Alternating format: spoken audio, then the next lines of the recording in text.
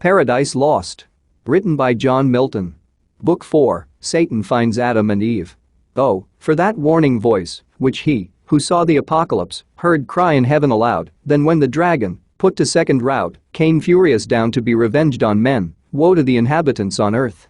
That now, while time was, our first parents had been warned the coming of their secret foe, and scaped, haply so scaped his mortal snare, for now Satan, now first inflamed with rage, came down, the tempter the accuser of mankind, to wreak on innocent frail man his loss of that first battle, and his flight to hell, yet, not rejoicing in his speed, though bold far off and fearless, nor with cause to boast, begins his dire attempt, which nigh the birth now rolling boils in his tumultuous breast, and like a devilish engine back recoils upon himself. Horror and doubt distract his troubled thoughts, and from the bottom stir the hell within him. For within him hell he brings, and round about him, nor from hell one step, no more than from himself, can fly by change of place. Now conscience wakes despair, that slumbered, wakes the bitter memory of what he was, what is, and what must be worse. Of worse deeds worse sufferings must ensue.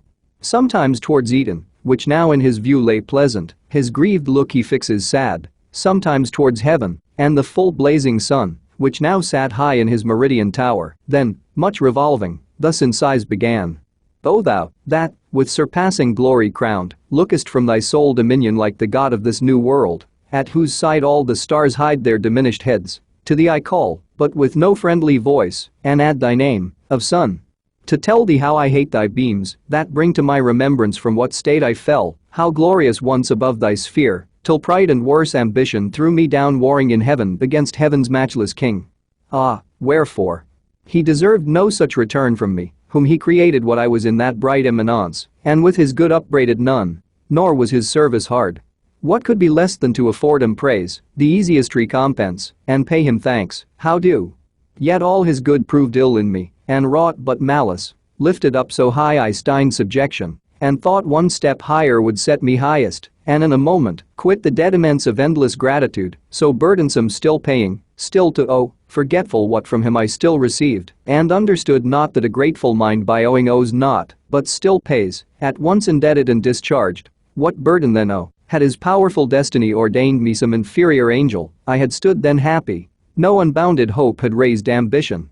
Yet why not some other power as great might have aspired, and me, though mean, drawn to his part, but other powers as great fell not, but stand unshaken, from within or from without, to all temptations armed. Hadst thou the same free will and power to stand? Thou hadst, whom hast thou then, or what to accuse, but heaven's free love dealt equally to all. Be then his love accursed, since love or hate, to me alike, it deals eternal woe. Nay, cursed be thou, since against his thy will chose freely, what it now so justly rues. Me miserable. Which way shall I fly infinite wrath, and infinite despair? Which way I fly is hell, myself am hell, and, in the lowest deep, a lower deep still threatening to devour me opens wide, to which the hell I suffer seems a heaven. Oh, then, at last relent, is there no place left for repentance, none for pardon left? None left but by submission, and that word disdain forbids me, and my dread of shame among the spirits beneath, whom I seduced with other promises, and other vaunts than to submit, boasting I could subdue the omnipotent. Amy. They little know how dearly I abide that boast so vain, under what torments inwardly I groan, while they adore me on the throne of hell. With diadem and scepter high advanced, the lower still I fall, only supreme in misery. Such joy ambition finds. But say I could repent, and could obtain, by act of grace, my former state, how soon would Hythe recall high thoughts, how soon unsay what feigned submission swore. Ease would recant vows made in pain, as violent and void. For never can true reconcilement grow, where wounds of deadly hate have pierced so deep, which would but lead me to a worse relapse and heavier fall, so should I purchase dear short intermission bought with double smart.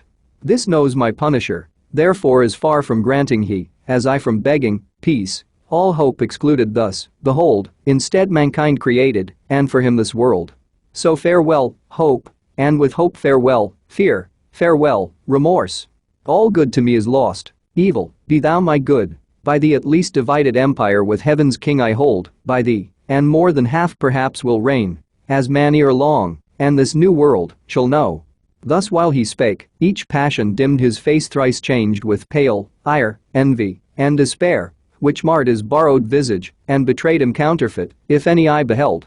for heavenly minds from such distempers foul are ever clear. Whereof he's soon aware, each perturbation smoothed with outward calm, artificer of fraud. And was the first that practiced falsehood under saintly show, deep malice to conceal, couched with revenge, yet not enough had practiced to deceive Uriel once warned.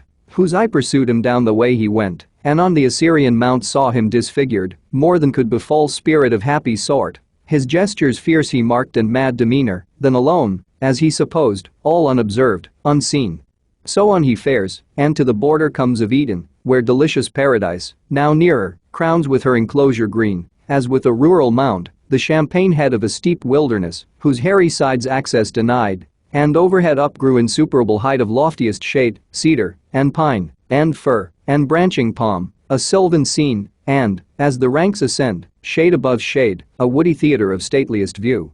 Yet higher than their tops the verdurous wall of paradise upsprung, which to our general sire gave prospect large into his nether empire neighboring round.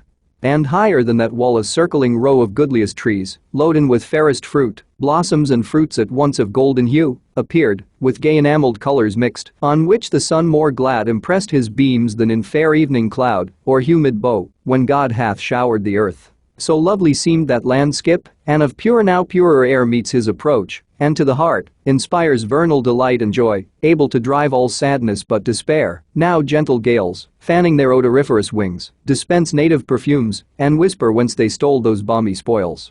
As went to them who fail beyond the Cape of Hope, and now are past Mozambique, off at sea northeast winds blow Sabian odors from the spicy shore of Araby the blessed. With such delay well pleased they slacked their course, and many a league cheered with the grateful smell old ocean smiles. So entertained those odorous sweets the fiend, who came their bane, though with them better pleased than Asmodeus with the fishy fume that drove him, though enamored, from the spouse of Tobit's son, and with a vengeance sent from Media post to Egypt, there fast bound.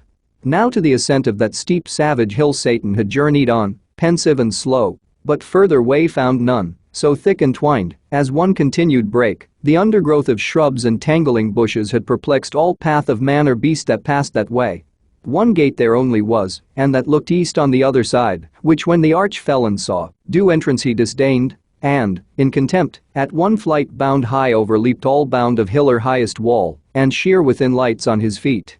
As when a prowling wolf, whom hunger drives to seek new haunt for prey, watching where shepherds pen their flocks at eve in hurdled coats amid the field secure, leaps o'er the fence with ease into the fold, or as a thief, bent to unhoard the cash of some rich burgher, whose substantial doors, cross-barred and bolted fast, fear no assault, in at the window climbs, or o'er the tiles, so clomb this first grand thief into God's fold, so since into his church lewd hirelings climb. Thence up he flew, and on the tree of life, the middle tree and highest there that grew, sat like a cormorant, yet not true life thereby regained, but sat devising death to them who lived, nor on the virtue thought of that life-giving plant, but only used for prospect, what well used had been the pledge of immortality. So little knows any, but God alone, to value right the good before him, but perverts best things to worst abuse, or to their meanest use.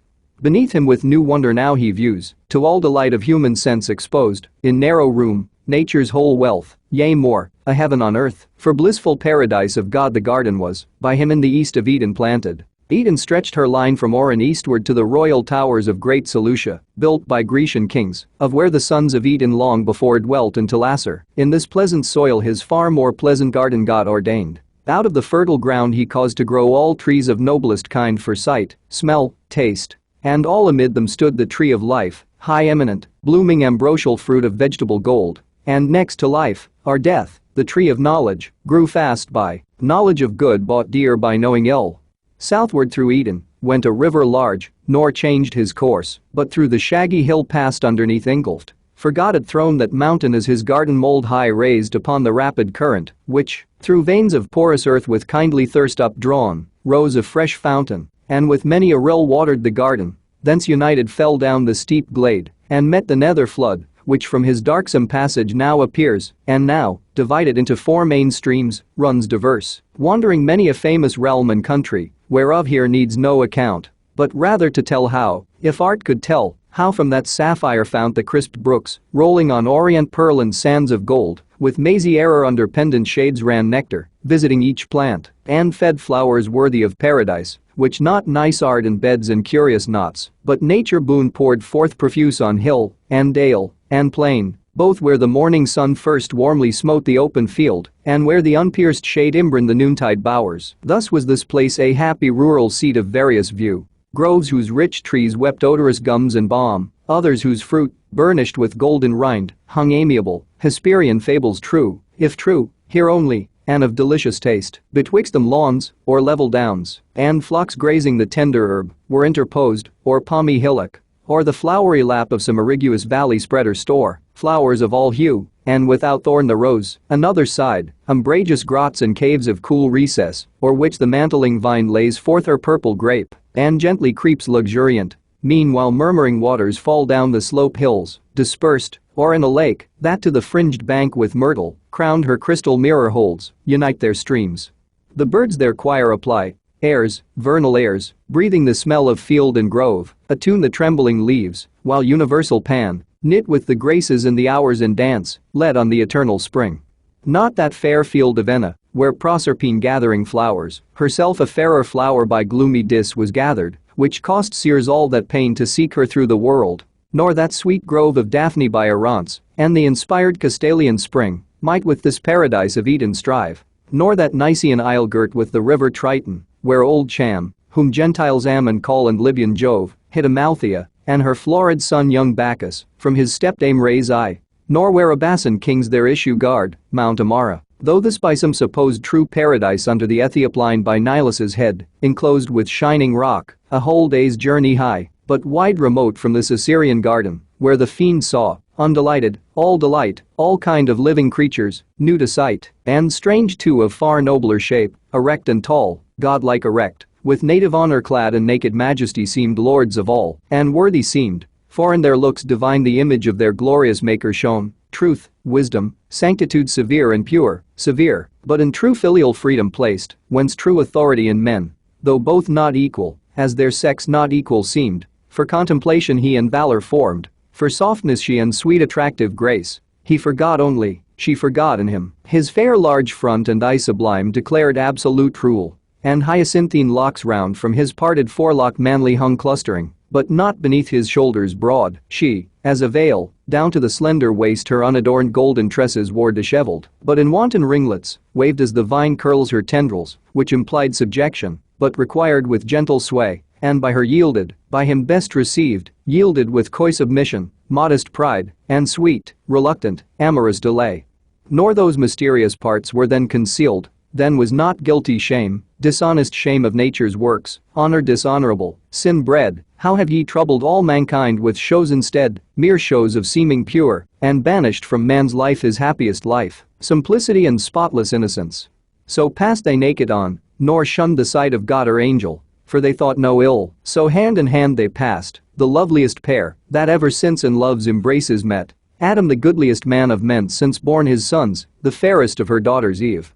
Under a tuft of shade, that on a green stood whispering soft, by a fresh fountain side they sat them down, and, after no more toil of their sweet gardening labor than sufficed to recommend cool zephyr, and made ease more easy wholesome thirst and appetite more grateful, to their supper fruits they fell, nectarine fruits which the compliant boughs yielded them, sighed long as they sat recline on the soft downy bank damasked with flowers, the savory pulp they chew, and in the rind, still as they thirsted, scooped the brimming stream. Nor gentle purpose, nor endearing smiles wanted, nor youthful dalliance, as beseems fair couple, linked in happy nuptial league, alone as they.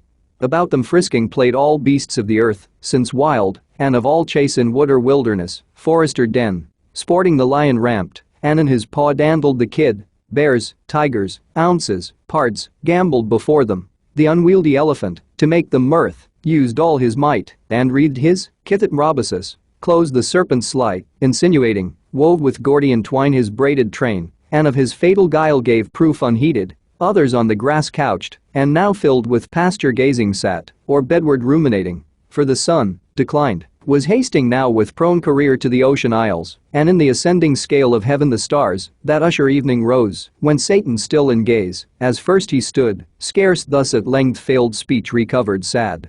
O hell, what do mine eyes with grief behold?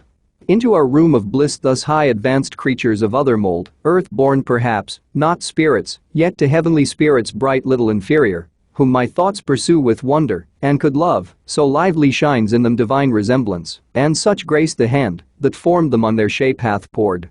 Ah, gentle pair, ye little think how nigh your change approaches, when all these delights will vanish, and deliver ye to woe. More woe, the more your taste is now of joy, happy, but for so happy ill secured long to continue, and this high seat your heaven ill fenced for heaven, to keep out such a foe as now is entered, yet no purposed foe to you, whom I could pity thus forlorn, though I unpitied, league with you I seek, and mutual amity, so straight, so close, that I with you must dwell, or you with me henceforth. My dwelling haply may not please, like this fair paradise, your sense, yet such accept your Maker's work, he gave it me, which I as freely give, hell shall unfold, to entertain you too, her widest gates, and send forth all her kings, there will be room, not like these narrow limits, to receive your numerous offspring. If no better place, thank him who puts me loth to this revenge on you who wrong me, not for him who wronged.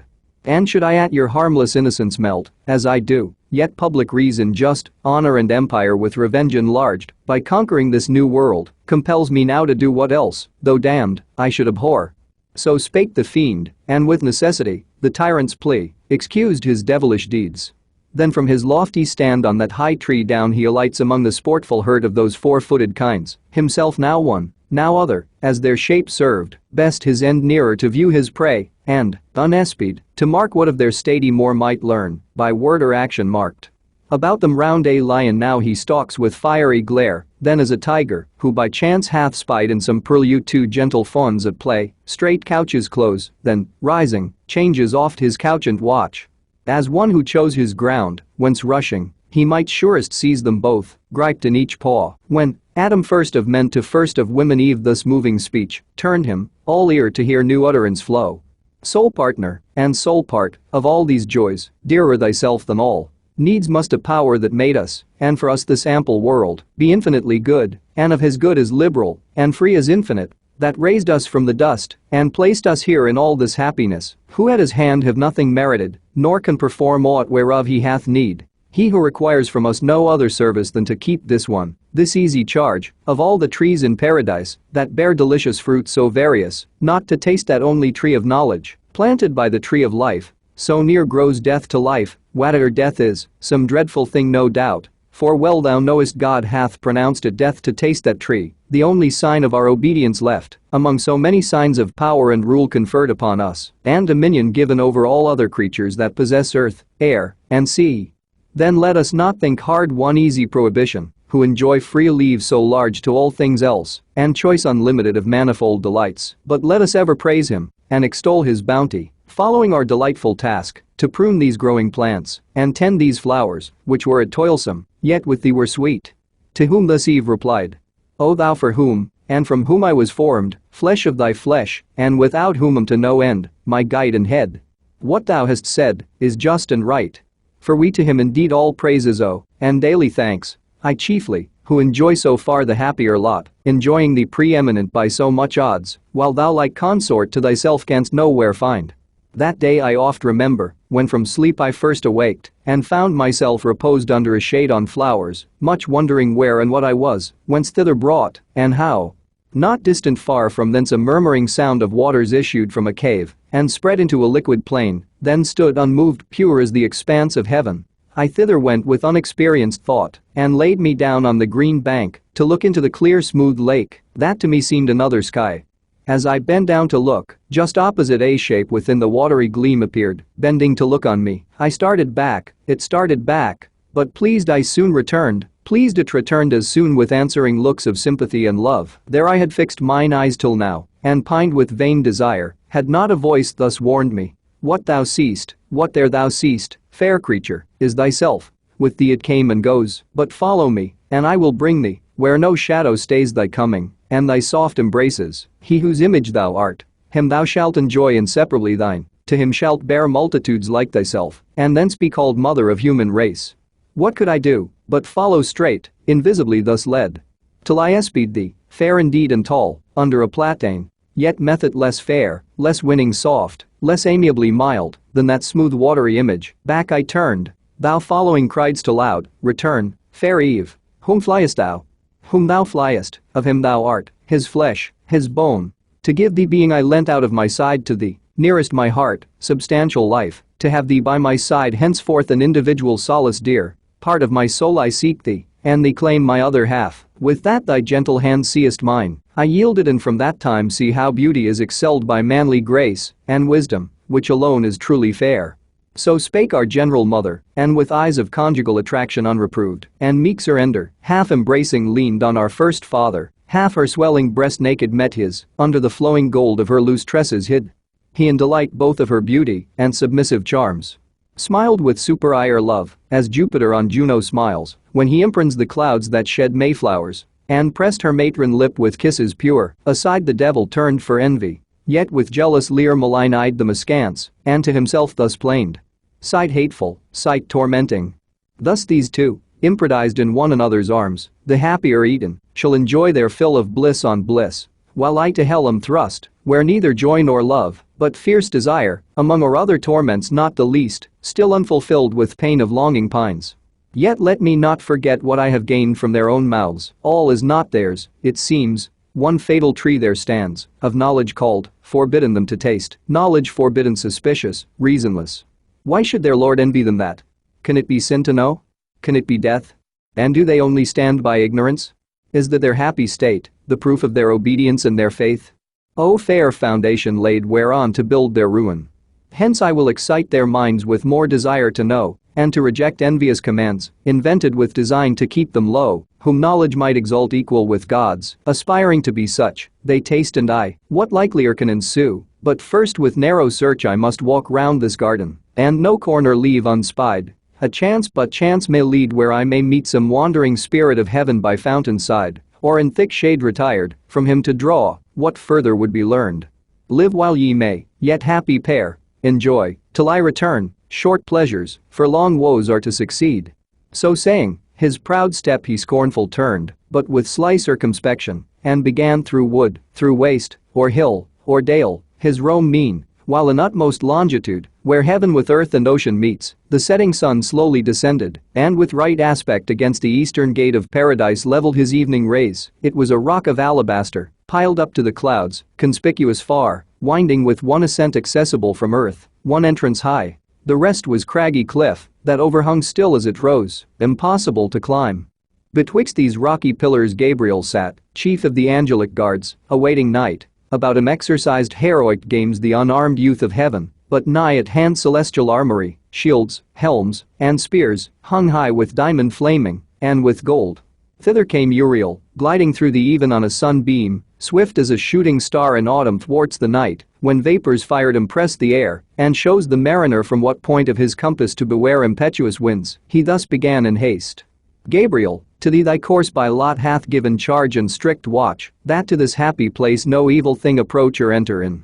This day at height of noon came to my sphere a spirit, zealous, as he seemed, to know more of the Almighty's works, and chiefly man, God's latest image. I described his way bent all on speed, and marked his airy gait, but in the mount, that lies from Eden north, where he first lighted, soon discerned his looks alien from heaven, with passions foul obscured, mine eye pursued him still, but under shade lost sight of him. One of the banished crew, I fear, hath ventured from the deep, to raise new troubles, him thy care must be to find. To whom the winged warrior thus returned. Uriel, no wonder if thy perfect sight, amid the sun's bright circle where thou sitt'st, see far and wide, in at this gate none pass the vigilance here placed, but such as come well known from heaven. And since meridian hour no creature thence, if spirit of other sort, so minded, have o'erleaped these earthly bounds on purpose, hard thou knowest it to exclude spiritual substance with corporeal bar. But if within the circuit of these walks, in whatsoever shape he lurk, of whom thou tellest, by morrow dawning I shall know.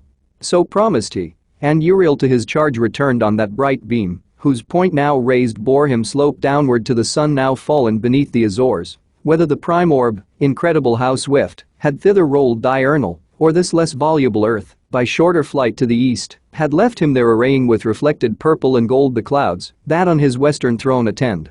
Now came still evening on, and twilight grey had in her sober livery all things clad, silence accompanied. For beast and bird, they to their grassy couch, these to their nests were slunk, all but the wakeful nightingale. She all night long her amorous descant sung. Silence was pleased, now glowed the firmament with living sapphires. Hesperus, that led the starry host, rode brightest, till the moon, rising in clouded majesty, at length apparent queen unveiled her peerless light, and o'er the dark her silver mantle threw.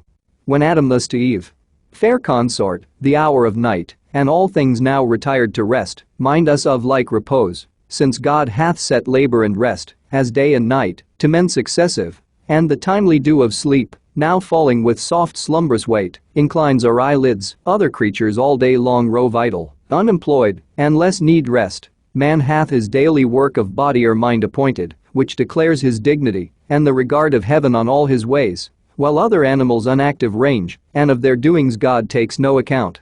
Tomorrow, ere fresh morning streak the east with first approach of light, we must be risen, and at our pleasant labor, to reform yon flowery arbors, yonder alleys green, our walk at noon, with branches overgrown, that mock our scant manuring, and require more hands than ours to lop their wanton growth, those blossoms also, and those dropping gums, that lie bestren, unsightly and unsmooth, ask riddance, if we mean to tread with ease. Meanwhile, as nature wills, night bids us rest.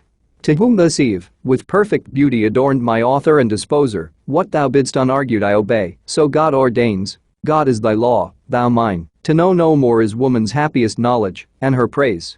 With thee conversing I forget all time, all seasons, and their change, all please alike. Sweet is the breath of morn, her rising sweet, with charm of earliest birds, pleasant the sun, when first on this delightful land he spreads his orient beams, on herb, tree, fruit, and flower, blistering with dew, fragrant the fertile earth after soft showers, and sweet the coming on of grateful evening mild, then silent night, with this her solemn bird, and this fair moon, and these the gems of heaven, her starry train, but neither breath of morn, when she ascends with charm of earliest birds, nor rising sun on this delightful land, nor herb, fruit, flower, blistering with dew, nor fragrance after showers, nor grateful evening mild, nor silent night, with this her solemn bird, nor walk by moon, or glittering starlight, without thee is sweet. But wherefore all night long shine these? For whom this glorious sight, when sleep hath shut all eyes? To whom our general ancestor replied, daughter of God and man, accomplished Eve, these have their course to finish round the earth, by morrow evening, and from land to land in order, though to nations yet unborn, ministering light prepared, they set and rise. Lest total darkness should by night regain her old possession, and extinguish life in nature and all things, which these soft fires not only enlighten, but with kindly heat of various influence foment and warm, temper or nourish, or in part shed down their stellar virtue on all kinds that grow on earth, made hereby apter to receive perfection from the sun's more potent ray. These then, though unbeheld in deep of night, shine not in vain, nor think, though men were none, that heaven would want spectators, God want praise. Millions of spiritual creatures walk the earth unseen, both when we wake and when we sleep, all these with ceaseless praise his works behold both day and night. How often from the steep of echoing hill or thicket have we heard celestial voices to the midnight air, soul, or responsive each to other's note, singing their great creator. Often bands, while they keep watch, or nightly rounding walk, with heavenly touch of instrumental sounds in full harmonic number joined, their songs divide the night and lift our thoughts to heaven.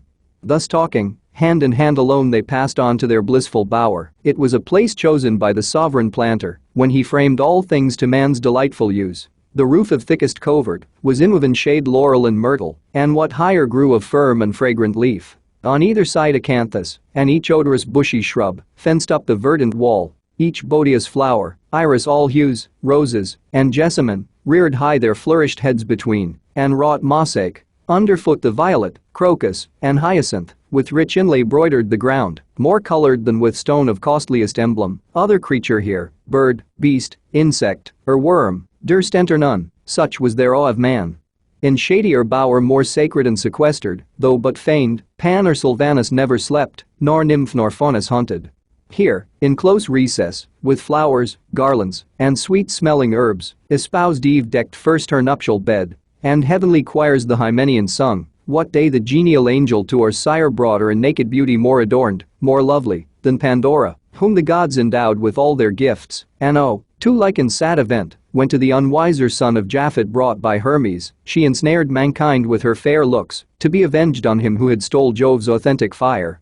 Thus, at their shady lodge arrived, both stood, both turned, and under open sky adored the God that made both sky, air, earth, and heaven, which they beheld, the moon's resplendent globe, and starry pole. Thou also madest the night, Maker omnipotent, and thou the day, which we, in our appointed work employed, have finished, happy in our mutual help and mutual love, the crown of all our bliss ordained by thee. And this delicious place for us too large, where thy abundance wants partakers, and uncropped falls to the ground. But thou hast promised from us too a race to fill the earth, who shall with us extol thy goodness infinite, both when we wake, and when we seek, as now, thy gift of sleep.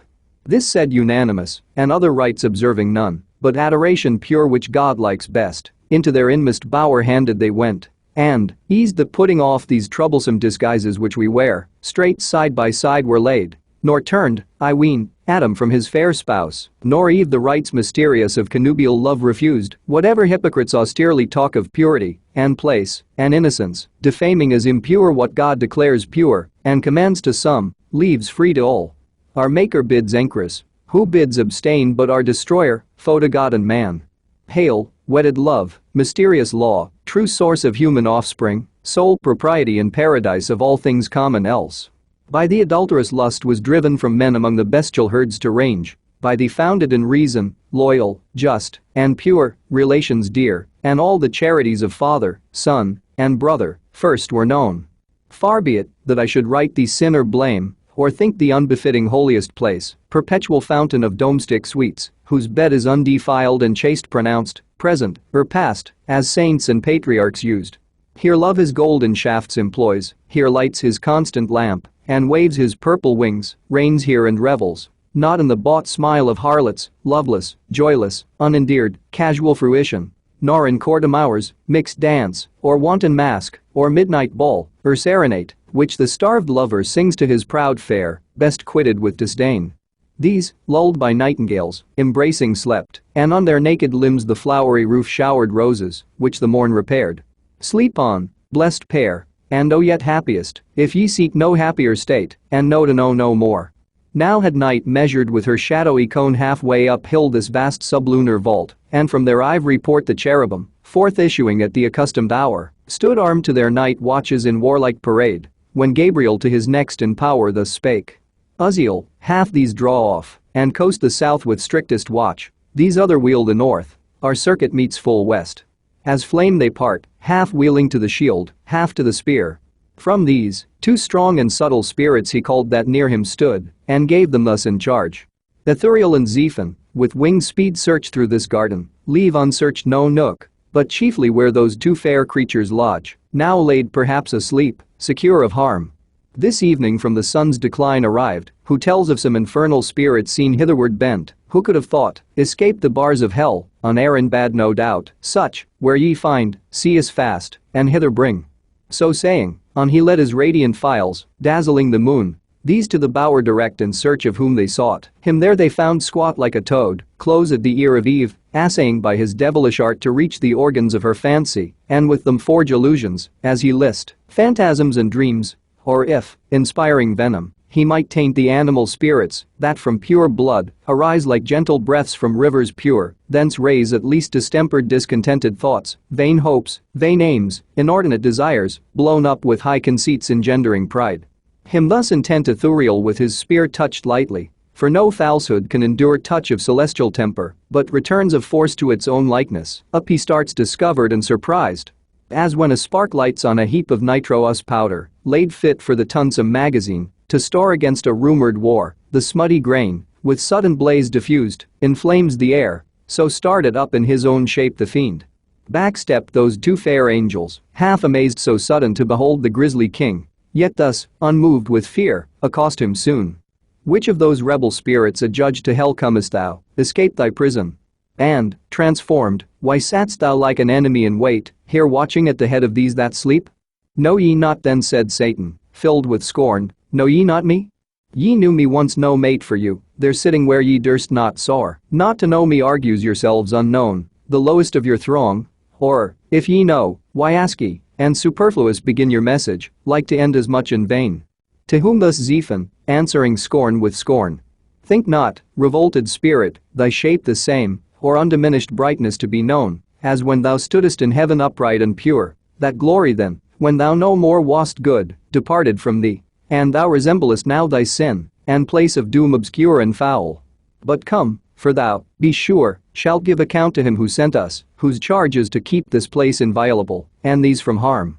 So spake the cherub, and his grave rebuke, severe in youthful beauty, added grace invincible, abashed the devil stood, and felt how awful goodness is, and saw virtue in her shape how lovely, saw, and pined his loss, but chiefly to find here observed his luster visibly impaired, yet seemed undaunted.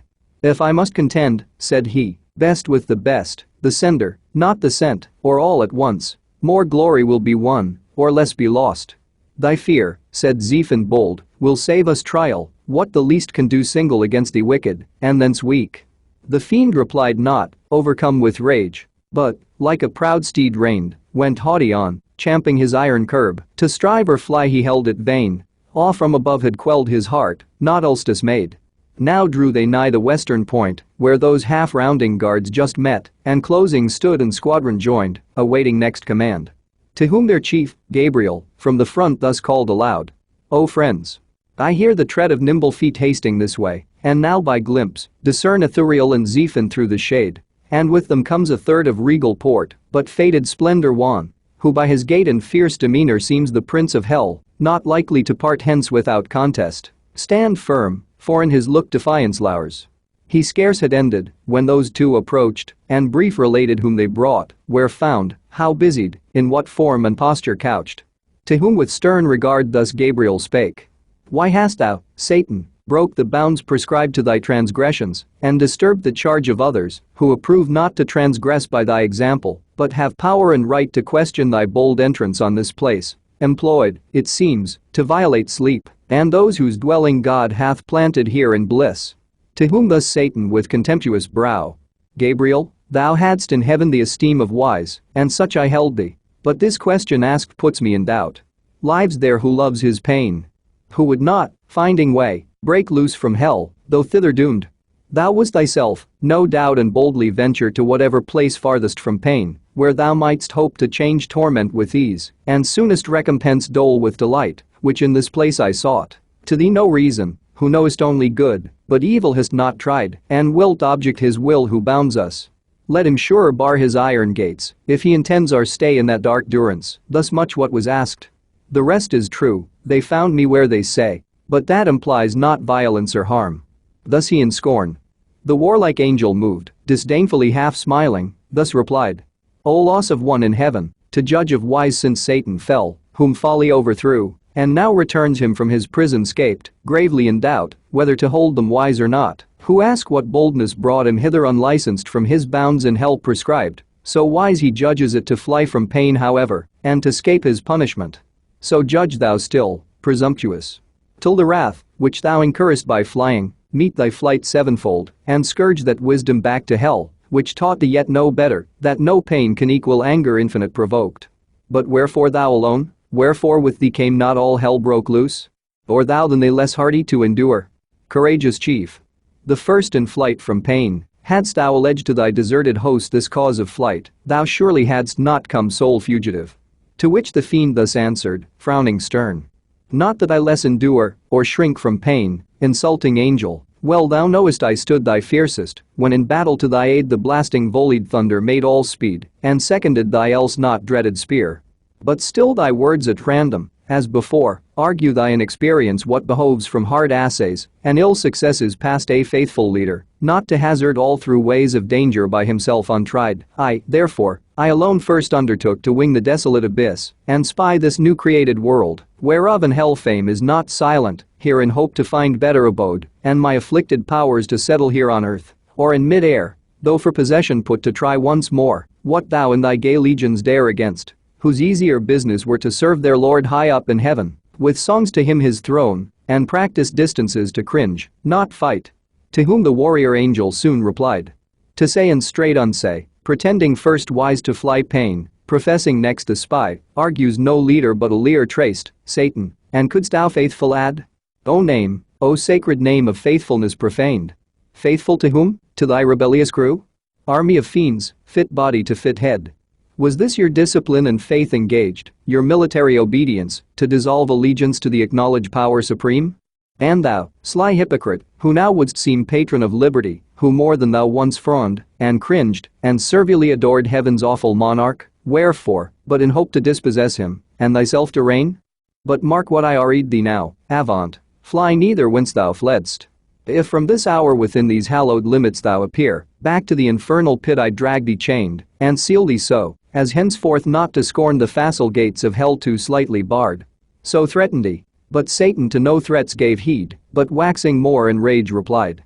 Then when I am thy captive talk of chains, proud limitary cherub, but ere then far heavier load thyself expect to feel from my prevailing arm, though heaven's king ride on thy wings, and thou with thy compeers, used to the yoke, drawest his triumphant wheels in progress through the road of heaven star paved.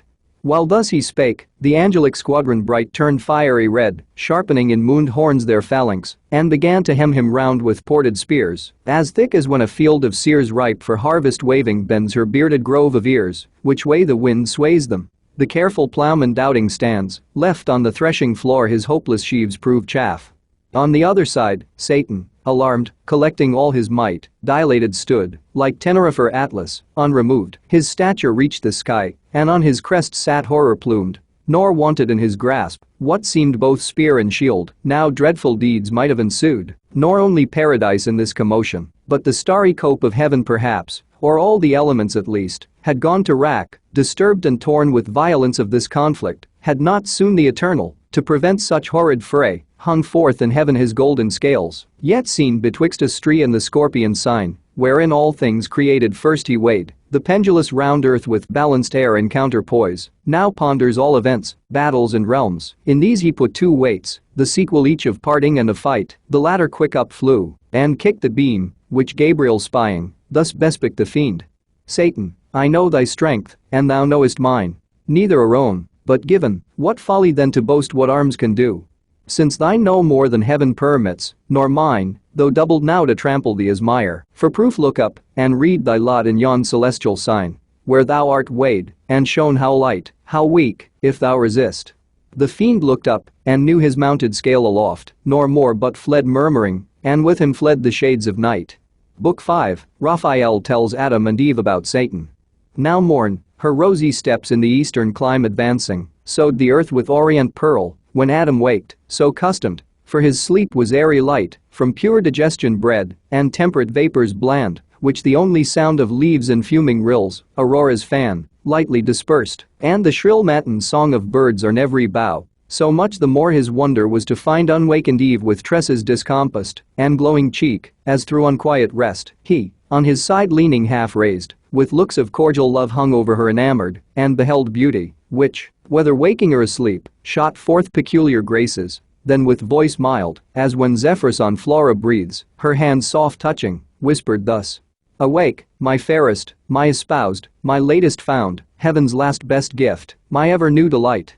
Awake, the morning shines, and the fresh field calls us, we lose the prime, to mark how spring our tender plants, how blows the citron grove, what drops the myrrh, and what the balmy reed, how nature paints her colors, how the bee sits on the bloom extracting liquid sweet.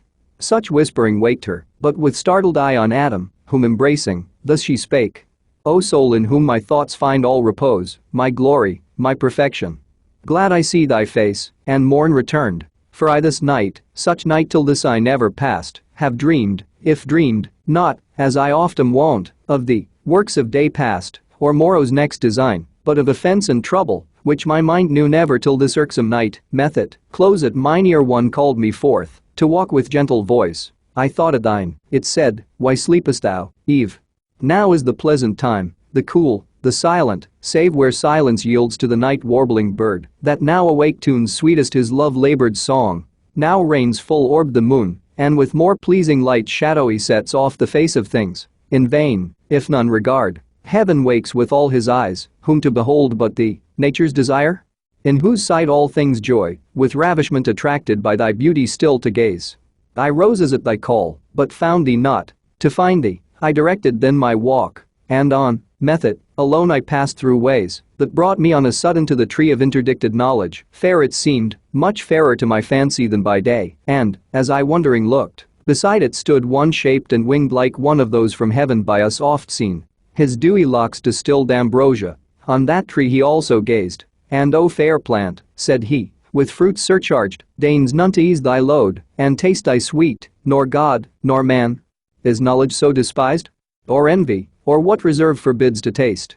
Forbid who will, none shall from me withhold longer thy offered good. Why else set here? This said, he paused not, but with venturous arm he plucked, he tasted. Me damp horror chilled at such bold words vouched with a deed so bold, but he thus, overjoyed, O fruit divine, sweet of thyself, but much more sweet thus cropped, forbidden here, it seems, as only fit for gods, yet able to make gods of men, and why not gods of men? Since good, the more communicated, more abundant grows, the author not impaired, but honored more? Here, happy creature, fair angelic Eve. Partake thou also, happy though thou art, happier thou mayest be, worthier canst not be, taste this, and be henceforth among the gods thyself a goddess, not to earth confined, but sometimes in the air, as we, sometimes ascent to heaven, by merit thine, and see what life the gods live there, and such live thou. So saying, he drew nigh, and to me held, even to my mouth of that same fruit held part which he had plucked. The pleasant savory smell so quickened appetite, that I, method, could not but taste. Forthwith up to the clouds with him I flew, and underneath beheld the earth outstretched immense, a prospect wide and various, wondering at my flight, and changed to this high exultation. Suddenly my guide was gone, and I, method, sunk down, and fell asleep. But oh, how glad I waked to find this but a dream. Thus Eve her night related, and thus Adam answered sad. Best image of myself, and dearer half, the trouble of thy thoughts this night in sleep affects me equally. Nor can I like this uncouth dream, of evil sprung, I fear, yet evil whence? In thee can harbor none, created pure.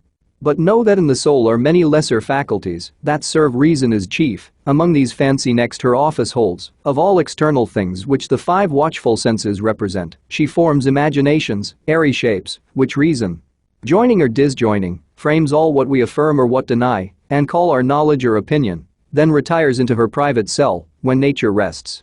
Oft in her absence mimic fancy wakes to imitate her, but, misjoining shapes, wild work produces oft, and most in dreams, ill-matching words and deeds long past or late. Some such resemblances, methinks, I find of our last evening's talk, in this thy dream, but with addition strange, yet be not sad. Evil into the mind of God or man may come and go, so unreproved, and leave no spot or blame behind, which gives me hope that, what in sleep thou didst abhor to dream, waking thou never will consent to do. Be not disheartened then, nor cloud those looks, that wont to be more cheerful and serene, than when fair morning first smiles on the world. And let us to our fresh employments rise among the groves, the fountains, and the flowers, that open now their choicest bosom smells, reserved from night, and kept for thee in store. So cheered he his fair spouse, and she was cheered, but silently a gentle tear let fall from either eye, and wiped them with her hair. 2 other precious drops that ready stood, each in their crystal sluice, here they fell kissed, as the gracious signs of sweet remorse and pious awe, that feared to have offended. So all was cleared, and to the field they haste. But first, from under shady arborous roof soon as they forth were come to open sight of dayspring, and the sun, who, scarce uprisen, with wheels yet hovering o'er the ocean brim, shot parallel to the earth his dewy ray, discovering in wide landskip all the east of paradise and Eden's happy plains, lowly they bowed adoring, and began their orisons, each morning duly paid in various style, for neither various style nor holy rapture wanted they to praise their Maker, in fit strains pronounced, or sung unmeditated. Such prompt eloquence flowed from their lips, in prose or numerous verse, more tunable than needed lute or harp to add more sweetness, and they thus began. These are thy glorious works, parent of good, almighty. Thine this universal frame, thus wondrous fair, thyself how wondrous then. Unspeakable, who sitst above these heavens to us invisible, or dimly seen in these thy lowest works, yet these declare thy goodness beyond thought, and power divine. Speak, ye who best can tell, ye sons of light, angels, for ye behold him, and with songs and choral symphonies, day without night, circle his throne rejoicing. Ye in heaven on earth join all ye creatures to extol him first, him last, him midst, and without end. Fairest of stars, last in the train of night, if better thou belong not to the dawn, sure pledge of day, that crownest the smiling morn with thy bright circlet, praise him in thy sphere, while day arises, that sweet hour of prime. Thou son, of this great world both eye and soul, acknowledge him thy greater, sound his praise in thy eternal course, both when thou climbest, and when high noon hast gained, and when thou fallest.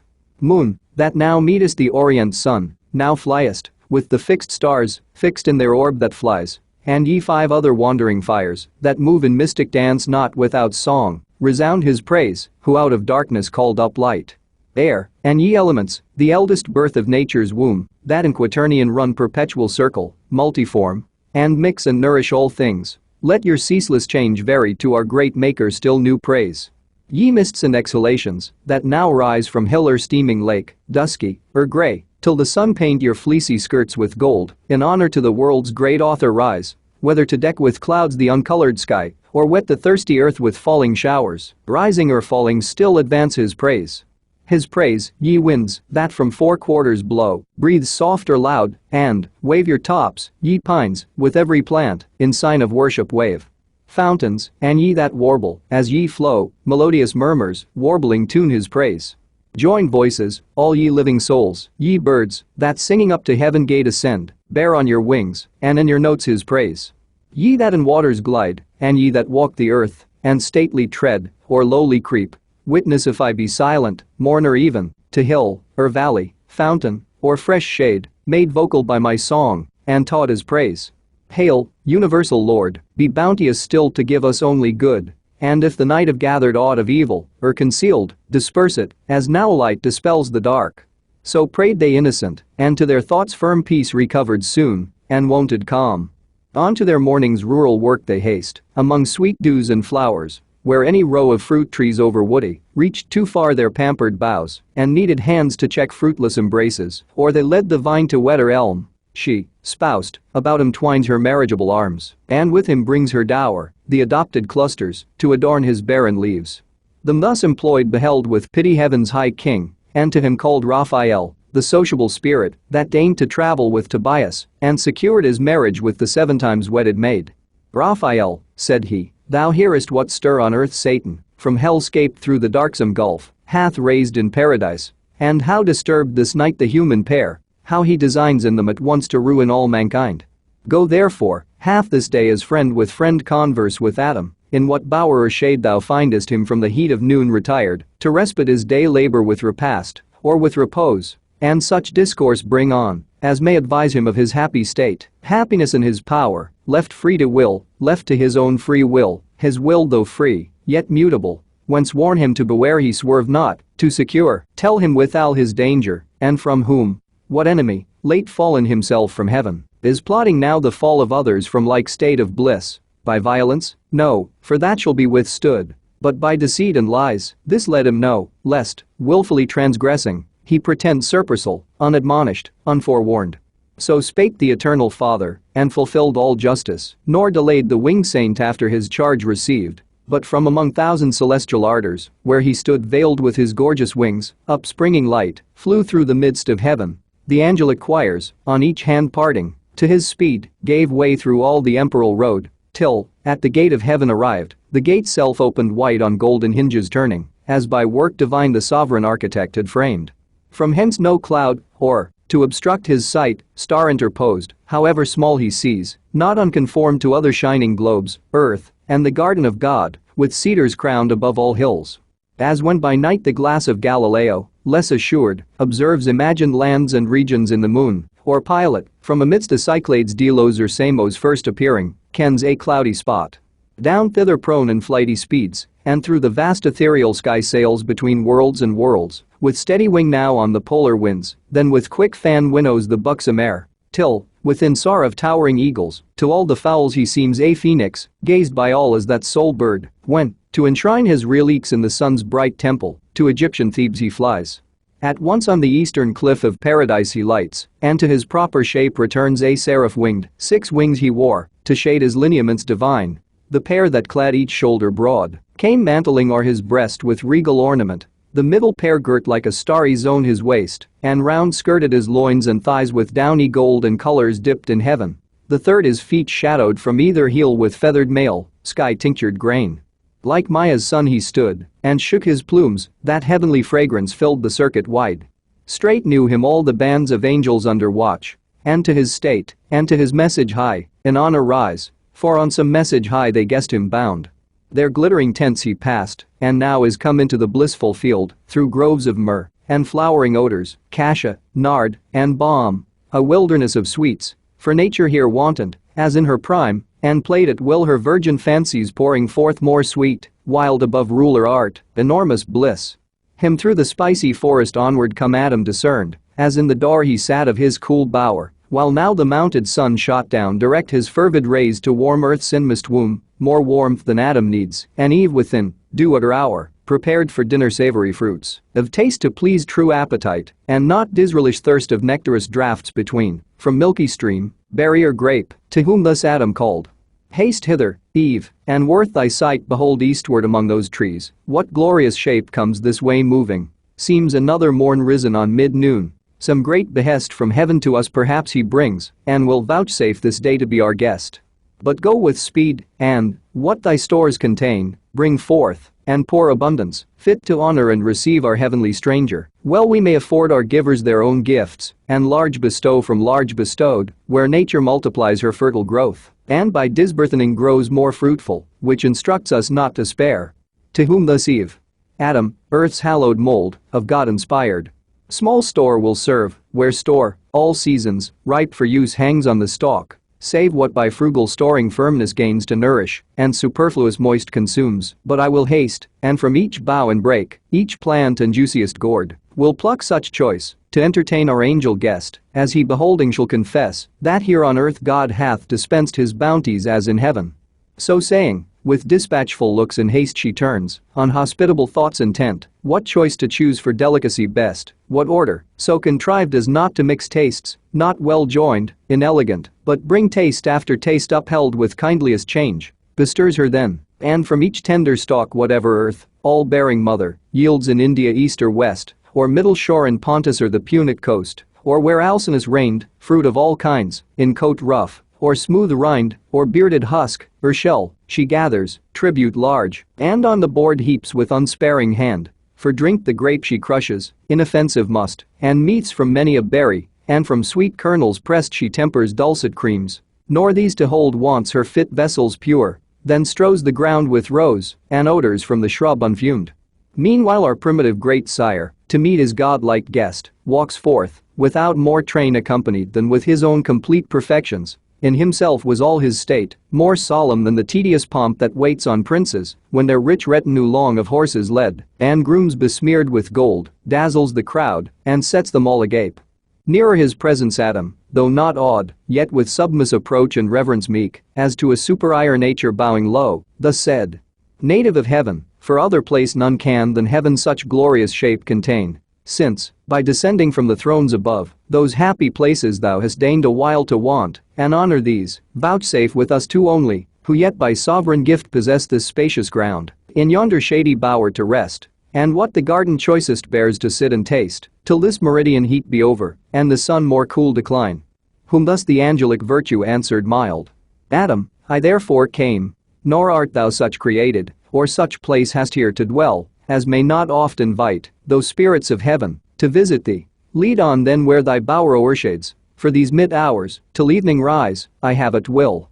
So to the sylvan lodge they came, that like Pomona's arbor smiled, with flowerets decked, and fragrant smells. But Eve, undecked save with herself, more lovely fair than wood nymph, or the fairest goddess feigned of three, that in Mount Ida naked strove, stood to entertain her guest from heaven. No veil she needed, virtue proof. No thought infirm altered her cheek. On whom the angel Hail bestowed, the holy salutation used long after to blessed Mary, second Eve. Hail, mother of mankind, whose fruitful womb shall fill the world more numerous with thy sons, than with these various fruits the trees of God have heaped this table, raised. Of grassy turf their table was, and mossy seats had round, and on her ample square from side to side all autumn piled, though spring and autumn here danced hand in hand. A wild discourse they hold, no fear lest dinner cool, when thus began our author. Heavenly stranger, pleased to taste these bounties, which our nourisher, from whom all perfect good, unmeasured out, descends, to us for food, and for delight hath caused the earth to yield, unsavory food perhaps to spiritual natures, only this I know, that one celestial Father gives to all. To whom the angel, therefore what he gives, whose praise be ever sung, to man and part spiritual, may of purest spirits be found no ingrateful food, and food alike those pure intelligential substances require, as doth your rational, and both contain within them every lower faculty of sense, whereby they hear, see, smell, touch, taste, tasting, concoct, digest, assimilate, and corporeal to incorporeal turn. For no, whatever was created, needs to be sustained and fed, of elements the grosser feeds the purer, earth and the sea feed air, the air those fires ethereal, and as lowest first the moon, whence in her visage round those spots, unpurged vapors not yet into her substance turned. Nor doth the moon no nourishment exhale from her moist continent to higher orbs. The sun that light imparts to all, receives from all his elemental recompense in humid exhalations, and at even sups with the ocean. Though in heaven the trees of life ambrosial fruitage bear, and vines yield nectar, though from off the boughs each morn we brush mellifluous dews, and find the ground covered with pearly grain, yet God hath here varied his bounty so with new delights, as may compare with heaven. And to taste think not I shall be nice. So down they sat, and to their viands fell, nor seemingly the angel, nor in mist, the common gloss of theologians, but with keen dispatch of real hunger, and concoctive heat to transubstantiate what redounds, transpires through spirits with ease. Nor wonder if by fire of sooty coal the empiric alchemist can turn, or holds it possible to turn, metals of drossiest ore to perfect gold, as from the mine. Meanwhile at table Eve ministered naked, and their flowing cups with pleasant liquors crowned, O innocents deserving paradise. If ever, then had the sons of God excused to have been enamored at that sight, but in those hearts love unlibidinous reigned, nor jealousy was understood, the injured lovers hell. Thus when with meats and drinks they had sufficed, not burdened nature, sudden mind arose in Adam, not to let the occasion pass given him by this great conference, to know of things above his world, and of their being who dwell in heaven, whose excellence he saw transcend his own so far, whose radiant forms, divine effulgence, whose high power, so far exceeded human, and his wary speech thus to the emperor minister he framed.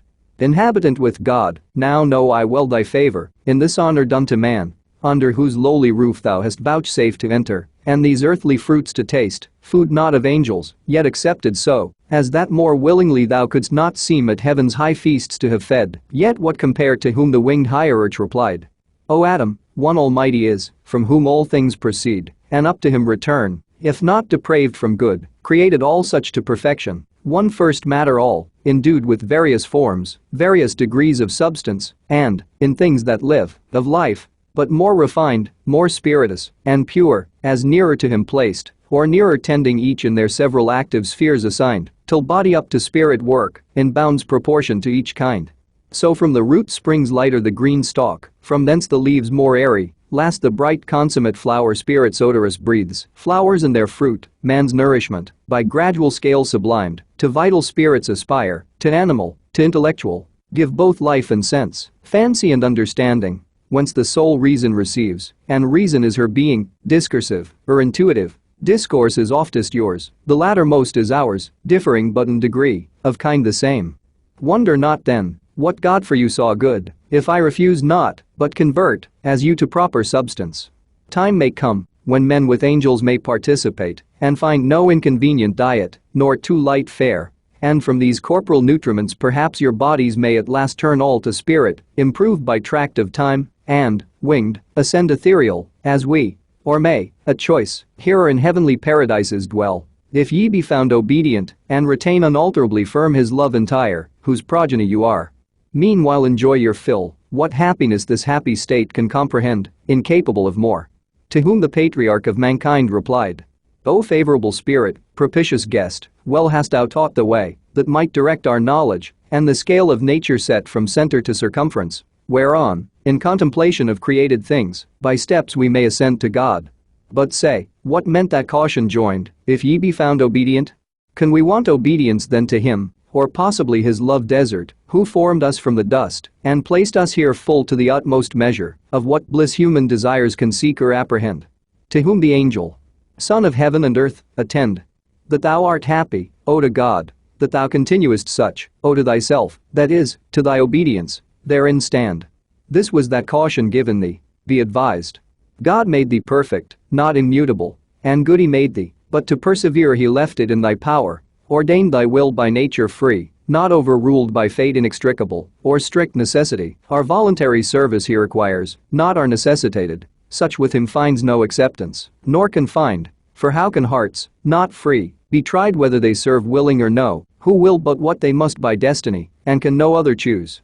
Myself, and all the angelic host, that stand in sight of God, enthroned, our happy state hold, as you yours, while our obedience holds, on other surety none. Freely we serve, because we freely love, as in our will to love or not, in this we stand or fall, and some are fallen, to disobedience fallen, and so from heaven to deepest hell. Oh, fall from what high state of bliss, into what woe?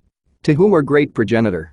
Thy words attentive, and with more delighted ear, divine instructor, I have heard, than when cherubic songs by night from neighboring hills aerial music send, nor knew I not to be both will and deed created free, yet that we never shall forget to love our Maker, and obey him whose command single is yet so just, my constant thoughts assured me, and still assure, though what thou tellest hath passed in heaven, some doubt within me move, but more desire to hear, if thou consent, the full relation, which must needs be strange, worthy of sacred silence to be heard. And we have yet large day, for scarce the sun hath finished half his journey, and scarce begins his other half in the great zone of heaven.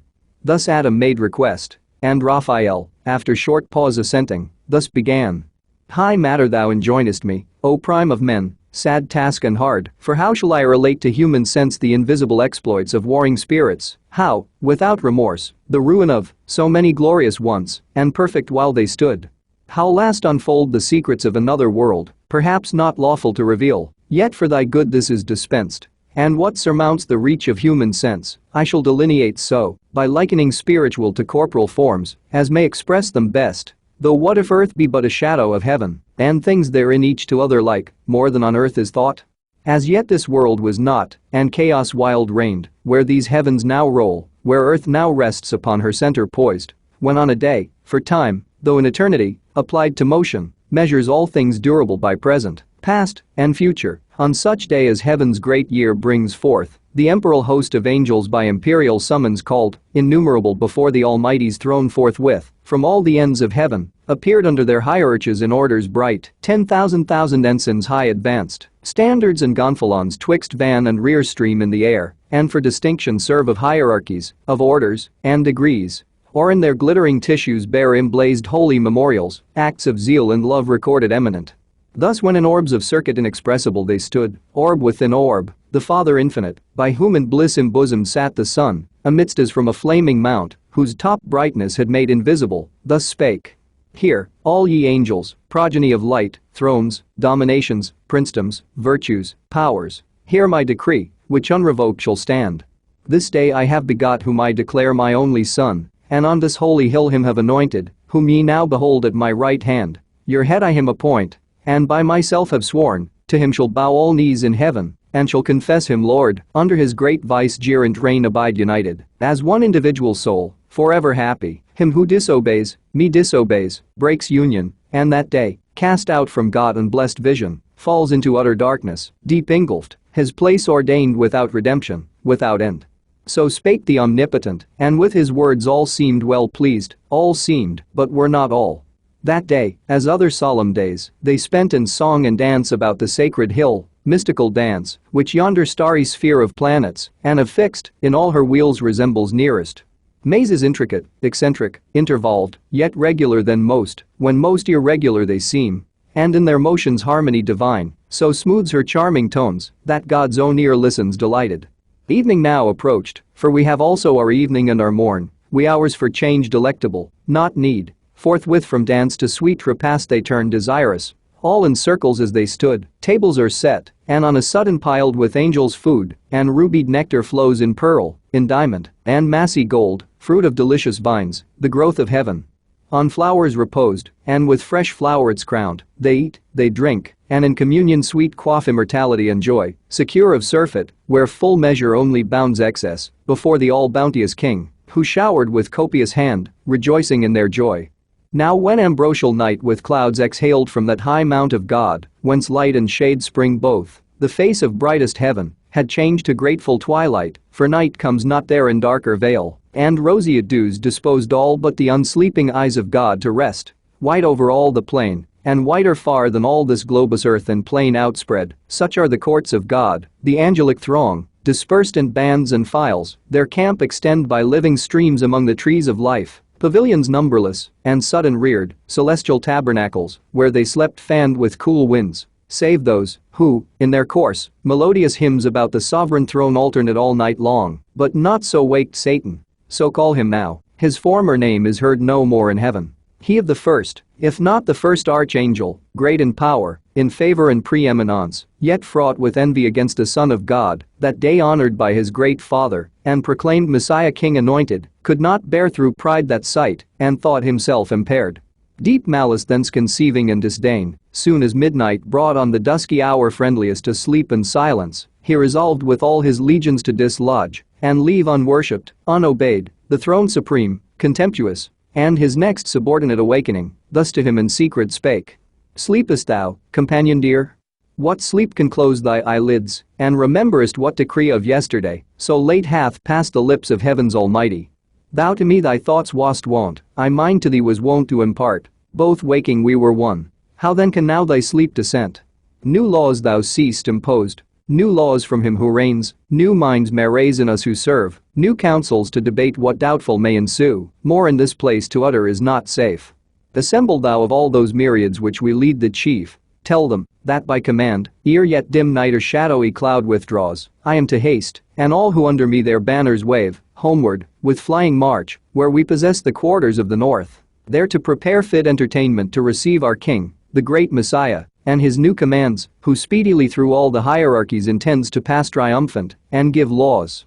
So spake the false archangel, and infused bad influence into the unwary breast of his associate, he together calls, or several one by one, the regent powers, under him regent, tells, as he was taught, that the Most High commanding, now ere night, now ere dim night at dissyncamerd heaven, the great hierarchical standard was to move, tells the suggested cause, and casts between ambiguous words and jealousies, to sound or taint integrity, but all obeyed the wonted signal, and superior voice of their great potentate, for great indeed his name, and high was his degree in heaven. His countenance, as the morning star that guides the starry flock, allured them, and with lies, drew after him the third part of heaven's host. Meanwhile the eternal eye, whose sight discerns abstrusest thoughts, from forth his holy mount, and from within the golden lamps, that burn nightly before him, saw without their light rebellion rising, saw in whom, how spread among the sons of morn, what multitudes were banded to oppose his high decree, and, smiling, to his only Son thus said, Son, thou in whom my glory I behold in full resplendence, heir of all my might, nearly it now concerns us to be sure of our omnipotence, and with what arms we mean to hold, what anciently we claim of deity or empire, such a foe is rising, who intends to erect his throne equal to ours, throughout the spacious north. Nor so content, hath in his thought to try in battle, what our power is, or our right. Let us advise, and to this hazard draw with speed what force is left, and all employ in our defense, lest unawares we lose this our high place, our sanctuary, our hill. To whom the sun with calm aspect and clear, lightning divine, ineffable, serene, made answer. Mighty Father, thou thy foes justly hast in derision, and, secure, laughest at their vain designs and tumults vain, matter to me of glory, whom their hate illustrates, when they see all regal power given me to quell their pride, and in event, know whether I be dexterous to subdue thy rebels, or be found the worst in heaven. So spake the Son, but Satan, with his powers, far was advanced on winged speed, an host innumerable as the stars of night, or stars of morning, dew drops, which the sun impearls on every leaf and every flower. Regions they passed, the mighty regencies of seraphim, and potentates, and thrones, in their triple degrees, regions to which all thy dominion, Adam, is no more than what this garden is to all the earth, and all the sea, from one entire globe is stretched into longitude, which having passed, at length into the limits of the north they came, and Satan to his royal seat high on a hill, far blazing, as a mount raised on a mount, with pyramids and towers from diamond quarries hewn, and rocks of gold, the palace of great Lucifer, so called that structure in the dialect of men interpreted, which not long after, he affecting all equality with God, in imitation of that mount whereon Messiah was declared in sight of heaven, the mountain of the congregation called, for thither he assembled all his train, pretending so commanded to consult about the great reception of their king, thither to come, and with calumnious art of counterfeited truth thus held their ears. Thrones, dominations, princedoms, virtues, powers, If these magnific titles yet remain not merely titular, since by decree another now hath to himself engrossed all power, and thus eclipsed under the name of King Anointed, for whom all this haste of midnight march and hurried meeting here, this only to consult how we may best, with what may be devised of honors new, receive him coming to receive from us neat tribute yet unpaid, prostration vile. Too much to one. But double how endured, to one, and to his image now proclaimed? But what if better counsels might erect our minds, and teach us to cast off this yoke? Will ye submit your necks, and choose to bend the supple knee? Ye will not, if I trust to know ye right, or if ye know yourselves natives, and sons of heaven possessed before by none. And if not equal all, yet free, equally free, for orders and degrees jar not with liberty, but well consist. Who can in reason then, or right, assume monarchy over such as live by right as equals, if in power and splendor less, in freedom equal, or can introduce law and edict on us, who without law are not? Much less for this to be our Lord, and look for adoration, to the abuse of those imperial titles, which assert our being ordained to govern, not to serve. Thus far his bold discourse without control had audience, when among the seraphim Abdiel, than whom none with more zeal adored the deity, and divine commands obeyed, stood up, and in a flame of zeal severe the current of his fury thus opposed. O argument blasphemous, false, and proud! Words which no ear ever, to hear in heaven expected, least of all from thee, ingrate, in place thyself so high above thy peers. Canst thou with impious obloquy condemn the just decree of God, pronounced and sworn, that to his only Son, by right endued with regal scepter, every soul in heaven, shall bend the knee, and in that honor do confess him rightful king? Unjust, thou sayest, flatly unjust, to bind with laws the free, and equal over equals to let reign, one over all with unsucceeded power. Shalt thou give law to God? Shalt thou dispute with him the points of liberty, who made thee what thou art, and formed the powers of heaven such as he pleased, and circumscribed their being? Yet, by experience taught, we know how good, and of our dignity how provident he is, how far from thought to make us less, bent rather to exalt our happy state, under one head more near united. But to grant it the unjust, that equal over equals monarch reign, thyself, though great and glorious, dost thou count, or all angelic nature joined in one, equal to him begotten Son. By whom, as by his word, the mighty Father made all things, even thee, and all the spirits of heaven by him created in their bright degrees, crowned them with glory, and to their glory named thrones, dominations, princedoms, virtues, powers, essential powers, nor by his reign obscured, but more illustrious made, since he the head one of our number thus reduced becomes. His laws are laws, all honor to him done returns our own. Cease then this impious rage, and tempt not these, but hasten to appease the incensed Father, and the incensed Son, while pardon may be found in time besought. So spake the fervent angel, but his zeal none seconded, as out of season judged, or singular and rash, whereat rejoiced the apostate, and, more haughty, thus replied. That we were formed then sayest thou, and the work of secondary hands, by task transferred from Father to his Son? Strange point and new doctrine which we would know whence learned, who saw when this creation was, rememberest thou thy making, while the Maker gave thee being? We know no time, when we were not as now, no none before us, self-begot, self-raised by our own quickening power, when fatal course had circled his full orb, the birth mature of this our native heaven, ethereal sons. Our puissance is our own right hand shall teach us highest deeds, by proof to try who is our equal, then thou shalt behold, whether by supplication we intend address, and to begirt the almighty throne beseeching or besieging. This report, these tidings carry to the anointed king, and fly, ere evil intercept thy flight. He said, and, as the sound of waters deep, hoarse murmur echoed to his words applause through the infinite host, nor less for, that the flaming seraph fearless, though alone encompassed round with foes, thus answered bold. O alienate from God, O spirit accursed, forsaken of all good. I see thy fall determined, and thy hapless crew involved in this perfidious fraud, contagion spread both of thy crime and punishment, henceforth no more be troubled how to quit the yoke of God's Messiah. Those indulgent laws will not be now vouchsafed, other decrees against thee are gone forth without recall, that golden scepter, which thou didst reject, is now an iron rod to bruise and break thy disobedience.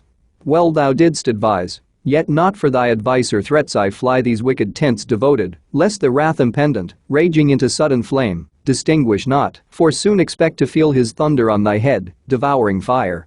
Then who created thee lamenting learn, when who can uncreate thee thou shalt know. So spake the seraph Abdiel, faithful found among the faithless, faithful only he. Among innumerable false, unmoved, unshaken, unseduced, unterrified, his loyalty he kept, his love, his zeal, nor number, nor example, with him wrought to swerve from truth, or change his constant mind, though single. From amidst them forth he passed, long way through hostile scorn, which he sustained super ire, nor of violence feared aught, and, with retorted scorn, his back he turned on those proud towers to swift destruction doomed. Book 6, Raphael tells about war in heaven. All night the dreadless angel, unpursued, through heaven's wide champaign held his way, till morn, waked by the circling hours, with rosy hand unbarred the gates of light. There is a cave within the mount of God, fast by his throne, where light and darkness in perpetual round lodge and dislodge by turns, which makes through heaven grateful vicissitude, like day and night. Light issues forth, and at the other door obsequious darkness enters, till her hour to veil the heaven, though darkness there might well seem twilight here, and now went forth the morn such as in highest heaven arrayed in gold emperal, from before her vanished night, shot through with orient beams, when all the plain covered with thick embattled squadrons bright, chariots, and flaming arms, and fiery steeds, reflecting blaze on blaze, first met his view, war he perceived, war in procinct, and found already known, what he for news had thought to have reported. Gladly then he mixed among those friendly powers, who him received with joy and acclamations loud, that one, that of so many myriads fallen, yet one returned not lost. On to the sacred hill they led him high applauded, and present before the seat supreme, from whence a voice, from midst a golden cloud, thus mild was heard. Servant of God. Well done, well hast thou fought the better fight, who single hast maintained against revolted multitudes the cause of truth, in word mightier than they in arms, and for the testimony of truth hast borne universal reproach, far worse to bear than violence. For this was all thy care to stand approved in sight of God, the world's judge thee perverse. The easier conquest now remains thee, aided by this host of friends, back on thy foes more glorious to return, than scorned thou didst depart, and to subdue by force, who reason for their law refuse, right reason for their law, and for their king Messiah, who by right of merit reigns. Go, Michael, of celestial armies prince, and thou, in military prowess next, Gabriel, lead forth to battle these my sons invincible. Lead forth my armed saints, by thousands and by millions, ranged for fight, equal in number to that godless crew rebellious, them with fire and hostile arms fearless assault, and, to the brow of heaven pursuing, drive them out from God and bliss, into their place of punishment, the gulf of Tartarus, which ready opens wide as fiery chaos to receive their fall.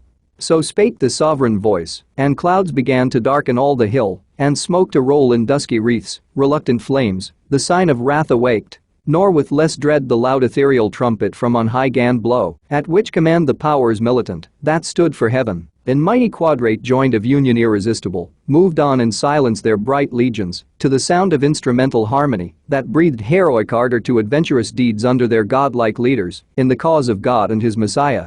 On they move indissolubly firm, nor obvious hill, nor straightening vale, nor wood, nor stream, divides their perfect ranks. For high above the ground their march was, and the passive air upbore their nimble tread, as when the total kind of birds, in orderly array on wing, came summoned over Eden, to receive their names of thee. So over many a tract of heaven they marched, and many a province wide, tenfold the length of this terrene. At last, far in the horizon to the north appeared from skirt to skirt a fiery region, stretched in battailous aspect, and nearer view bristled with upright beams innumerable of rigid spears, and helmets thronged, and shields various, with boastful argument portrayed, the banded powers of Satan hasting on with furious expedition, for they weened that self-same day, by fight or by surprise, to win the mount of God, and on his throne, to set the envier of his state, the proud aspirer. But their thoughts proved fond and vain in the midway, though strange to us, it seemed at first, that angel should with angel war, and in fierce hosting meet, who wont to meet so oft in festivals of joy and love unanimous, as sons of one great sire, hymning the eternal Father. But the shout of battle now began, and rushing sound of onset ended soon each milder thought.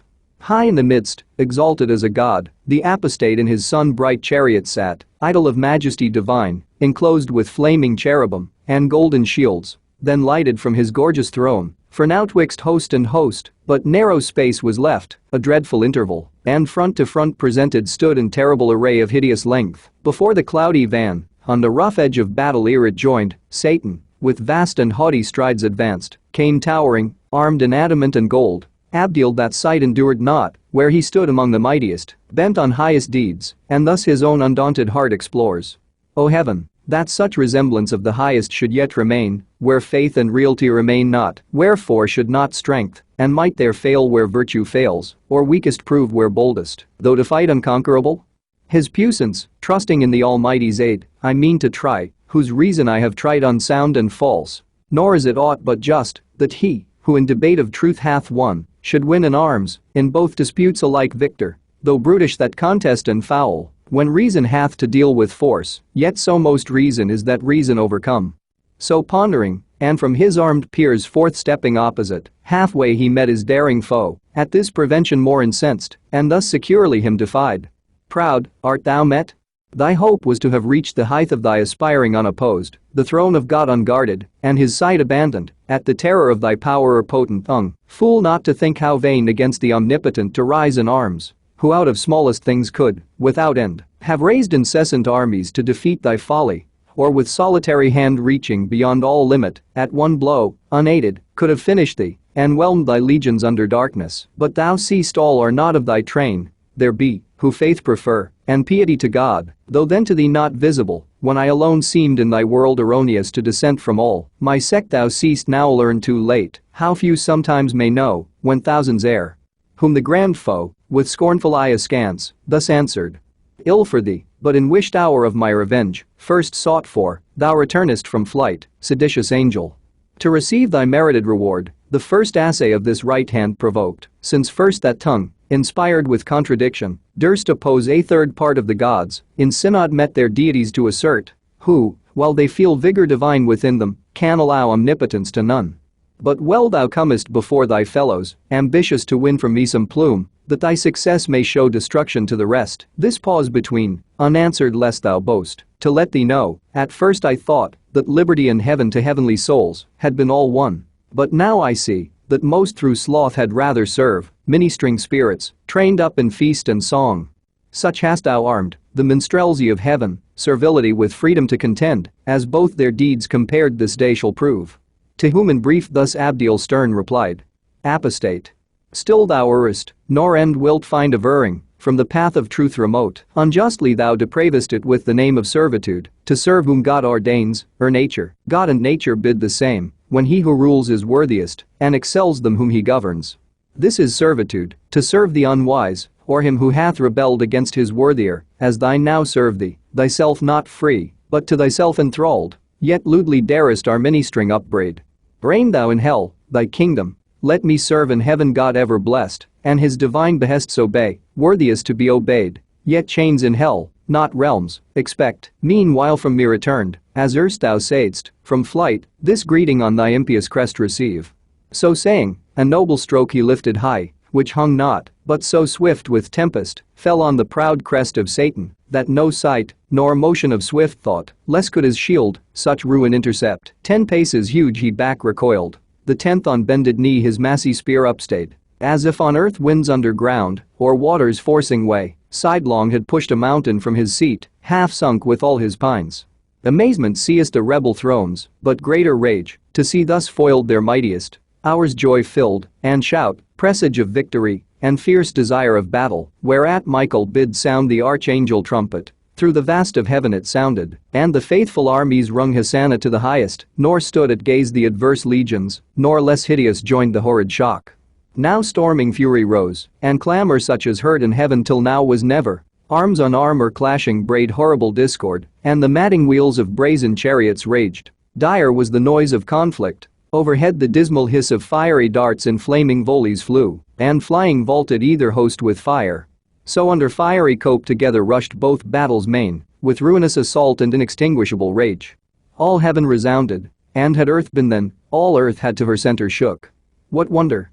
When millions of fierce encountering angels fought on either side, the least of whom could wield these elements, and arm him with the force of all their regions, how much more of power army against army numberless to raise dreadful combustion warring, and disturb, though not destroy, their happy native seat, had not the eternal King omnipotent, from his stronghold of heaven, high overruled, and limited their might, though numbered such as each divided legion might have seemed a numerous host, in strength each armed hand a legion, led in fight. Yet leader seemed each warrior single as in chief, expert when to advance, or stand, or turn the sway of battle, open when, and when to close the ridges of grim war. No thought of flight, none of retreat, no unbecoming deed that argued fear. Each on himself relied, as only in his arm the moment lay of victory. Deeds of eternal fame were done, but infinite. For wide was spread that war and various, sometimes on firm ground a standing fight, then, soaring on main wing, tormented all the air. All air seemed then conflicting fire.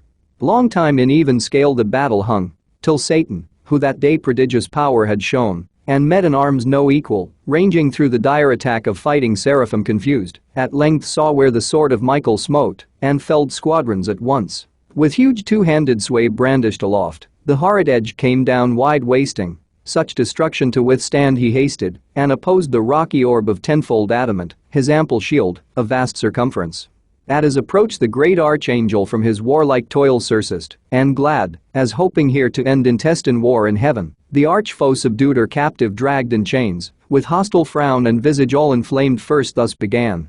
Author of evil, unknown till thy revolt, unnamed in heaven, now plenteous as thou seest these acts of hateful strife, hateful to all, though heaviest by just measure on thyself and thy adherents, how hast thou disturbed heaven's blessed peace, and into nature brought misery, uncreated till the crime of thy rebellion? How hast thou instilled thy malice into thousands, once upright and faithful, now proved false? But think not here to trouble holy rest, heaven casts thee out from all her confines. Heaven, the seat of bliss, brooks not the works of violence and war. Hence then, an evil go with thee along, thy offspring, to the place of evil, hell, thou and thy wicked crew, their mingled broils, ere this avenging sword begin thy doom, or some more sudden vengeance, winged from God, precipitate thee with augmented pain. So spake the Prince of Angels, to whom thus the adversary. Nor think thou with wind of airy threats to awe whom yet with deeds thou canst not. Hast thou turned the least of these to flight, or if to fall, but that they rise unvanquished, easier to transact with me, that thou shouldst hope, imperious, and with threats to chase me hence? Err not, that so shall end the strife which thou callest evil, but we style the strife of glory, which we mean to win, or turn this heaven itself into the hell thou fablest. Here however to dwell free, if not to reign, meanwhile thy utmost force, and join him named Almighty to thy aid. I fly not, but have sought thee far and nigh.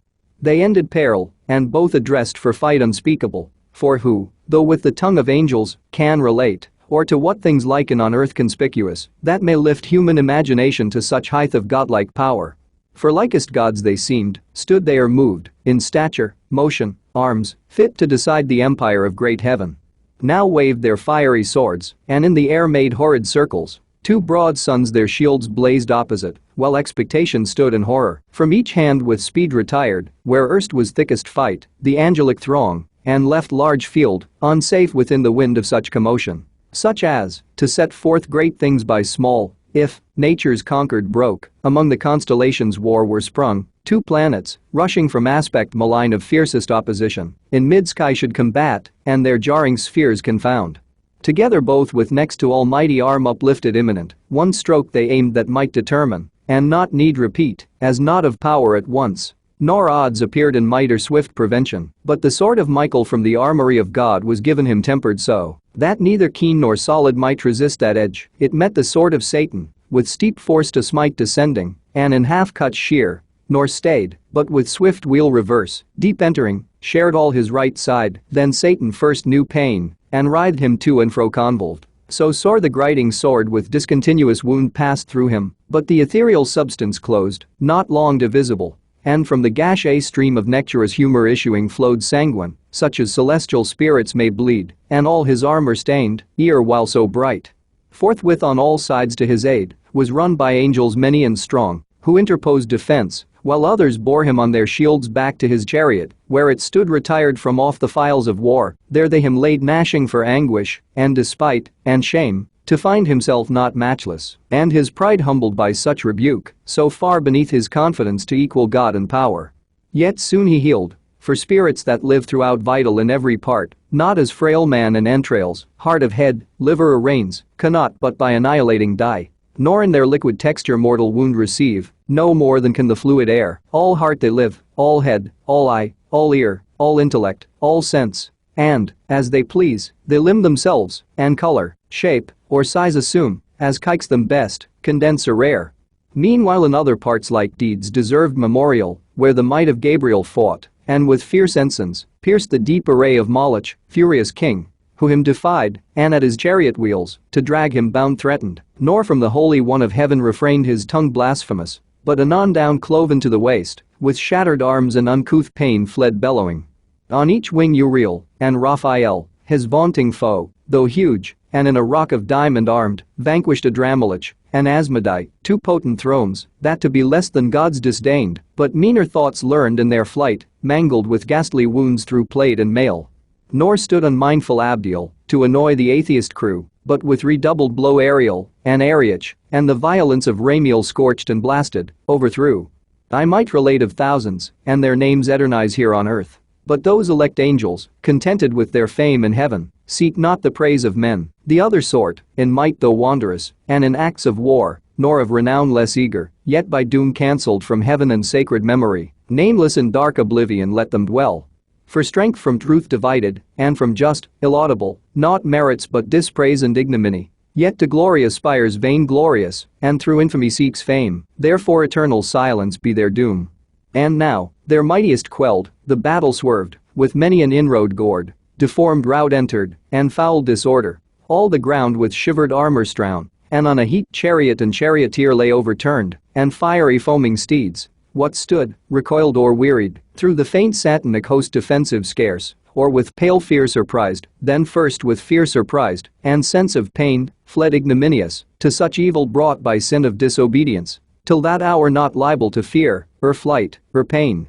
Far otherwise the inviolable saints, in cubic phalanx firm, advanced entire, invulnerable, impenetrably armed, such high advantages their innocence gave them above their foes, not to have sinned, not to have disobeyed, in fight they stood unwearied, unobnoxious to be pained by wound, though from their place by violence moved, now nighter course began, and, over heaven-inducing darkness, grateful truce imposed, and silence on the odious din of war, under her cloudy covert both retired, victor and vanquished, on the foughten field Michael and his angels prevalent encamping, placed in guard their watches round, cherubic waving fires, on the other part, Satan with his rebellious disappeared, far in the dark dislodged, and, void of rest, his potentates to council called by night, and in the midst thus undismayed began.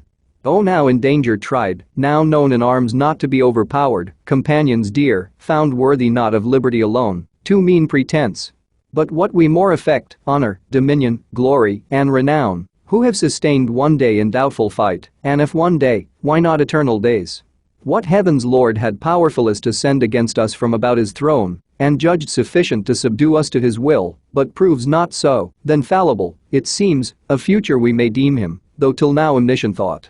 True is, less firmly armed, some disadvantage we endured in pain, till now not known, but, known, as soon contempt, since now we find this our emperal form incapable of mortal injury, imperishable, and, though pierced with wound, soon closing, and by native vigor healed. Of evil then so small as easy think the remedy, perhaps more valid arms, weapons more violent, when next we meet, may serve to better us, and worse our foes, or equal what between us made the odds, in nature none, if other hidden cause left them superior, while we can preserve unhurt our minds, and understanding sound, due search and consultation will disclose. He sat, and in the assembly next up stood Nisrich, of principalities the prime, as one he stood escaped from cruel fight, sore toiled, his riven arms to havoc hewn, and cloudy in aspect thus answering spake. Deliverer from new lords, leader to free enjoyment of our right as gods, yet hard for gods, and to unequal work we find, against unequal arms to fight in pain, against unpained, impassive, from which evil ruin must needs ensue. For what avails valor or strength, though matchless, quelled with pain which all subdues, and makes remiss the hands of mightiest? Sense of pleasure we may well spare out of life perhaps, and not repine, but live content, which is the calmest life, but pain is perfect misery, the worst of evils, and, excessive, overturns all patience. He, who therefore can invent with what more forcible we may offend our yet unwounded enemies, or arm ourselves with like defense, to me deserves no less than for deliverance what we owe. Whereto with look compassed Satan replied. Not uninvented that, which thou right believest so main to our success, I bring. Which of us who beholds the bright surface of this ethereous mold whereon we stand, this continent of spacious heaven, adorned with plant, fruit, flower ambrosial, gems, and gold? Whose eye so superficially surveys these things, as not to mind from whence they grow deep underground, materials dark and crude, of spiritus and fiery spume, till touched with heaven's ray, and tempered, they shoot forth so beauteous, opening to the ambient light. These in their dark nativity the deep shall yield us, pregnant with infernal flame, which, into hollow engines, long and round, thick rammed, at the other bore with touch of fire dilated and infuriate, shall send forth from far, with thundering noise, among our foes such implements of mischief, as shall dash to pieces, and o'erwhelm whatever stands adverse, that they shall fear we have disarmed the thunderer of his only dreaded bolt. Nor long shall be our labor, yet ere dawn, effect shall end our wish. Meanwhile revive, abandon fear, to strength and counsel join, think nothing hard, much less to be despaired. He ended, and his words their drooping cheer enlightened, and their languished hope revived. The invention all admired, and each, how he to be the inventor missed. So easy it seemed once found, which yet unfound most would have thought impossible. Yet, haply, of thy race in future days, if malice should abound, some one intent on mischief, or inspired with devilish machination, might devise like instrument, to plague the sons of men for sin, on war and mutual slaughter bent. Forthwith from council to the work they flew, none arguing stood, innumerable hands were ready. In a moment up they turned wide the celestial soil, and saw beneath the originals of nature in their crude conception. Sulphurous and nitrous foam they found, they mingled, and, with subtle art, concocted and adusted they reduced to blackest grain, and into store conveyed, part hidden veins digged up, nor hath this earth entrails unlike, of mineral and stone, whereof to found their engines and their balls of missive ruin. Part incentive reed provide, pernicious with one touch to fire. So all ere day spring, under conscious night, secret they finished, and in order set, with silent circumspection, unespied. Now when fair morn orient in heaven appeared, uprose the victor angels, and to arms the matin trumpet sung. In arms they stood of golden panoply, refulgent host, soon banded. Others from the dawning hills look round, and scouts each coast light armed scour, each quarter to descry the distant foe, where lodged, or whither fled, or if for fight, in motion or in halt. Him soon they met under spread ensigns moving nigh, in slow but firm battalion. Back with speediest sails Ophiel, of cherubim the swiftest wing, came flying, and in mid-air aloud thus cried. Arm, warriors, arm for fight, the foe at hand, whom fled we thought, will save us long pursuit this day. Fear not his flight so thick a cloud he comes, and settled in his face I see sad resolution, and secure, let each his adamantine coat gird well, and each fit well his helm, gripe fast his orbed shield, borne even or high, for this day will pour down, if I conjecture aught, no drizzling shower, but rattling storm of arrows barbed with fire. So warned he them, aware themselves, and soon in order, quit of all impediment. Instant without disturbed they took alarm, and onward moved embattled, when behold, not distant far with heavy pace the foe approaching gross and huge, in hollow cube training his devilish enginery, impaled on every side with shadowing squadrons deep, to hide the fraud. At interview both stood a while, but suddenly at head appeared Satan, and thus was heard commanding loud. Vanguard, to right and left the front unfold, that all may see who hate us, how we seek peace and composure, and with open breast stand ready to receive them, if they like our overture, and turn not back perverse, but that I doubt. However witness, heaven, witness thou anon. While we discharge freely our part, ye, who appointed stand do as you have in charge, and briefly touch what we propound, and loud that all may hear. So scoffing in ambiguous words, he scarce had ended, when to right and left the front divided, and to either flank retired, which to our eyes discovered, new and strange, a triple-mounted row of pillars laid on wheels, for like to pillars most they seemed, or hollowed bodies made of oak or fir, with branches lopped, in wood or mountain felled, brass, iron, stony mold, had not their mouths with hideous orifice gaped on us wide portending hollow truce. At each behind a seraph stood, and in his hand a reed stood waving tipped with fire, while we, suspense, collected stood within our thoughts amused, not long, for sudden all at once their reeds put forth, and to a narrow vent applied with nicest touch. Immediate in a flame, but soon obscured with smoke, all heaven appeared, from those deep-throated engines belched, whose roar embowelled with outrageous noise the air, and all her entrails tore, disgorging foul their devilish glut, chained thunderbolts and hail of iron globes, which, on the victor host leveled, with such impetuous fury smote, that, whom they hit, none on their feet might stand, though standing else as rocks, but down they fell by thousands, angel on archangel rolled, the sooner for their arms. Unarmed, they might have easily, as spirits, evaded swift by quick contraction or remove, but now foul dissipation followed, and forced rout, nor served it to relax their serried files. What should they do? If on they rushed, repulse repeated, and indecent overthrow doubled, would render them yet more despised, and to their foes a laughter. Far in view stood ranked of seraphim another row, in posture to displode their second tire of thunder, back defeated to return they worse abhorred. Satan beheld their plight, and to his mates thus in derision called. O friends, why come not on these victors' proud ear, while they fierce were coming? And when we, to entertain them fair with open front and breast, what could we more? Propounded terms of composition, straight they changed their minds, flew off, and into strange vagaries fell, as they would dance. Yet for a dance they seemed somewhat extravagant and wild, perhaps for joy of offered peace, but I suppose, if our proposals once again were heard, we should compel them to a quick result. To whom thus Belial, in like gamesome mood.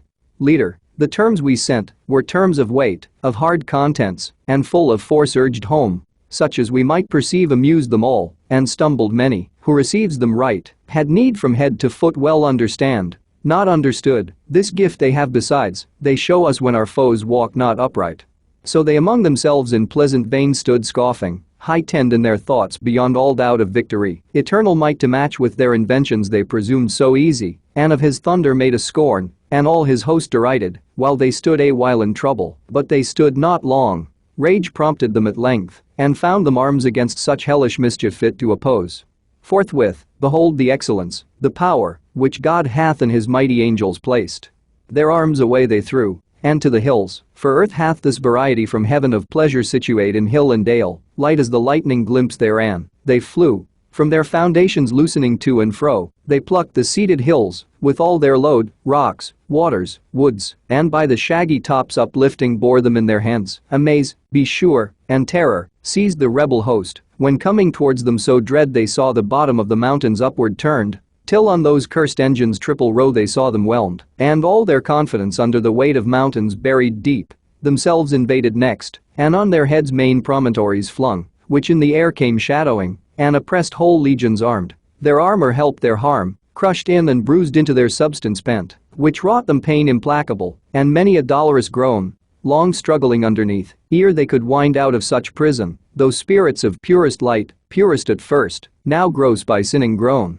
The rest, in imitation, to like arms betook them, and the neighboring hills uptore, so hills amid the air encountered hills, hurled to and fro with jaculation dire, that underground they fought in dismal shade. Infernal noise. War seemed a civil game to this uproar. Horrid confusion heaped upon confusion rose, and now all heaven had gone to rack, with ruin overspread. Had not the Almighty Father, where he sits shrined in his sanctuary of heaven secure, consulting on the sum of things, foreseen this tumult, and permitted all, advised, that his great purpose he might so fulfill, to honor his anointed Son avenged upon his enemies, and to declare all power on him transferred, whence to his Son, the assessor of his throne, he thus began. Effulgence of my glory, Son beloved, Son, in whose face invisible is beheld visibly, what by deity I am, and in whose hand, what by decree I do, second omnipotence.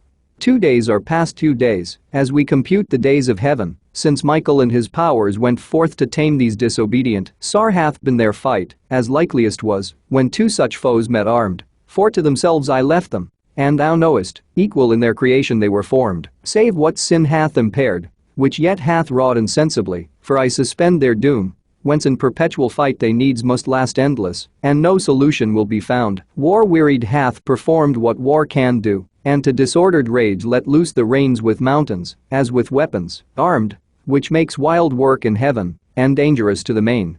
2 days are therefore past, the third is thine, for thee I have ordained it, and thus far have suffered, that the glory may be thine of ending this great war, since none but thou can end it. Into thee such virtue and grace immense I have transfused, that all may know in heaven and hell thy power above compare, and, this perverse commotion governed thus, to manifest thee worthiest to be heir of all things, to be heir, and to be king by sacred unction, thy deserved right. Go then, thou mightiest, in thy Father's might, ascend my chariot, guide the rapid wheels that shake heaven's basis, bring forth all my war, my bow and thunder, my almighty arms gird on, and sword upon thy puissant thigh. Pursue these sons of darkness, drive them out from all heaven's bounds into the utter deep, there let them learn, as likes them, to despise God, and Messiah his anointed king. He said, and on his son with rays direct shone full, he all his Father full expressed ineffably into his face received, and thus the filial Godhead answering spake. O Father, O supreme of heavenly thrones, first, highest, holiest, best, thou always seekst to glorify thy Son, I always thee, as is most just, this I my glory account, my exultation, and my whole delight, that thou, in me well pleased, declarest thy will fulfilled, which to fulfill is all my bliss. Scepter and power, thy giving, I assume, and gladlier shall resign, when in the end thou shalt be all in all, and I in thee forever, and in me all whom thou lovest. But whom thou hatest, I hate, and can put on thy terrors, as I put thy mildness on, image of thee in all things, and shall soon, armed with thy might, rid heaven of these rebelled, to their prepared ill mansion driven down, to chains of darkness, and the undying worm, that from thy just obedience could revolt, whom to obey is happiness entire. Then shall thy saints unmixed, and from the impure far separate, circling thy holy mount, unfeigned hallelujahs to thee sing, hymns of high praise, and I among them chief.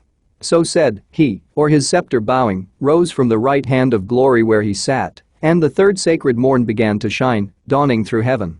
Forth rushed with whirlwind sound the chariot of paternal deity, flashing thick flames, wheel within wheel undrawn, itself instinct with spirit, but convoyed by four cherubic shapes, four faces each had wondrous, as with stars, their bodies all and wings were set with eyes the wheels of beryl, and careering fires between, over their heads a crystal firmament, whereon a sapphire throne, inlaid with pure amber, and colors of the showery arch.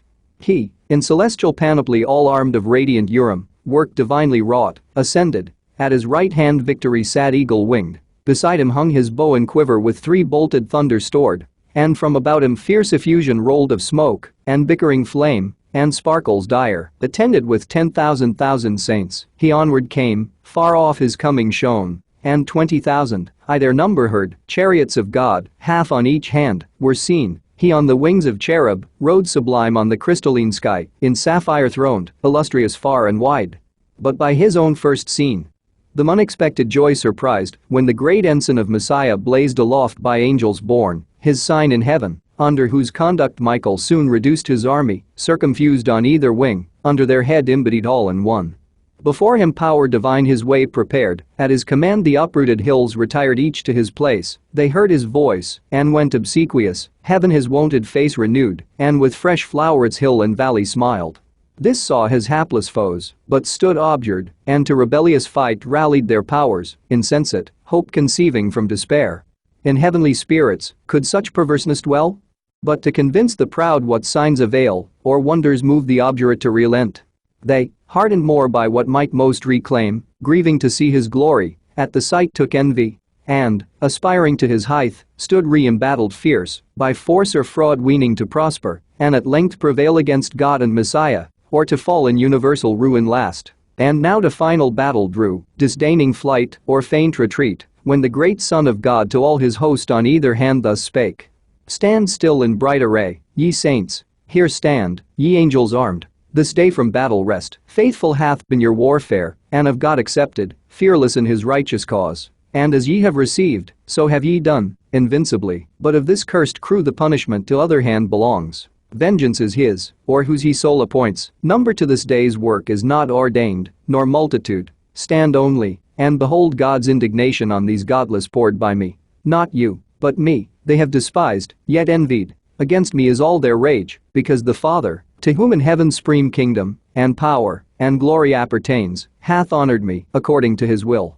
Therefore to me their doom he hath assigned, that they may have their wish, to try with me in battle which the stronger proves, they all, or I alone against them. Since by strength they measure all, of other excellence not emulous, nor care who them excels, nor other strife with them do I vouchsafe. So spake the Son, and into terror, changed his countenance too severe to be beheld, and full of wrath bent on his enemies. At once the four spread out their starry wings with dreadful shade contiguous, and the orbs of his fierce chariot rolled, as with the sound of torrent floods, or of a numerous host. He on his impious foes right onward drove, gloomy as night, under his burning wheels, the steadfast emperor shook throughout, all but the throne itself of God. Full soon among them he arrived, in his right hand grasping 10,000 thunders, which he sent before him, such as in their souls infixed plagues, they, astonished, all resistance lost, all courage, down their idle weapons dropped, or shields, and helmed heads he rode of thrones and mighty seraphim prostrate, that wished the mountains now might be again thrown on them, as a shelter from his ire. Nor less on either side tempestuous fell his arrows, from the fourfold visaged four distinct with eyes, and from the living wheels distinct alike with multitude of eyes, one spirit in them ruled, and every eye glared lightning, and shot forth pernicious fire among the accursed, that withered all their strength, and of their wonted vigor left them drained, exhausted, spiritless, afflicted, fallen. Yet half his strength he put not forth, but checked his thunder in mid-volley, for he meant not to destroy, but root them out of heaven. The overthrown he raised, and as a herd of goats or timorous flock together throng drove them before him thunderstruck, pursued with terrors, and with furies, to the bounds and crystal wall of heaven, which, opening wide, rolled inward, and a spacious gap disclosed into the wasteful deep. The monstrous sight struck them with horror backward, but far worse urged them behind, headlong themselves they threw down from the verge of heaven. Eternal wrath burned after them to the bottomless pit. Hell heard the unsufferable noise, hell saw heaven ruining from heaven, and would have fled affrighted, but strict fate had cast too deep her dark foundations, and too fast had bound. 9 days they fell, confounded chaos roared, and felt tenfold confusion in their fall through his wild anarchy, so huge a rout encompassed them with ruin, hell at last yawning received them whole, and on them closed, hell, their fit habitation, fraught with fire unquenchable, the house of woe and pain. Disburdened heaven rejoiced, and soon repaired her mural breach, returning whence it rolled. Sole victor, from the expulsion of his foes, Messiah his triumphal chariot turned, to meet him all his saints, who silent stood eyewitnesses of his almighty acts, with jubilee advanced, and, as they went, shaded with branching palm, each order bright sung triumph, and him sung victorious king, son, heir, and lord, to him dominion given, worthy is to reign, he, celebrated, rode triumphant through mid-heaven, into the courts and temple of his mighty Father throned on high, who into glory him received, where now he sits at the right hand of bliss. Thus, measuring things in heaven by things on earth, at thy request, and that thou mayest beware by what is past, to thee I have revealed what might have else to human race been hid, the discord which befell, and war in heaven among the angelic powers, and the deep fall of those too high aspiring, who rebelled with Satan, he who envies now thy state, who now is plotting how he may seduce thee also from obedience, that, with him bereaved of happiness, thou mayest partake his punishment, eternal misery, which would be all his solace and revenge, as a despite done against the Most High, thee wants to gain companion of his woe. But listen not to his temptations, warn thy weaker, let it profit thee to have heard, by terrible example, the reward of disobedience. Firm they might have stood, yet fell, remember, and fear to transgress. Book 7, Raphael tells about the creation of the world. Descend from heaven, Urania, by that name, if rightly thou art called, whose voice divine following, above the Olympian hill I soar, above the flight of Pegasean wing. The meaning, not the name, I call. For thou nor of the Muses 9, nor on the top of old Olympus dwellest, but, heavenly born, before the hills appeared, or fountain flowed, thou with eternal wisdom didst converse, wisdom thy sister, and with her didst play in presence of the Almighty Father. Pleased with thy celestial song, upled by thee into the heaven of heavens I have presumed, an earthly guest, and drawn emperal air, thy tempering, with like safety guided down return me to my native element, lest from this flying steed unreined, as once Bellerophon, though from a lower clime, dismounted, on the alien field I fall, erroneous there to wander, and forlorn.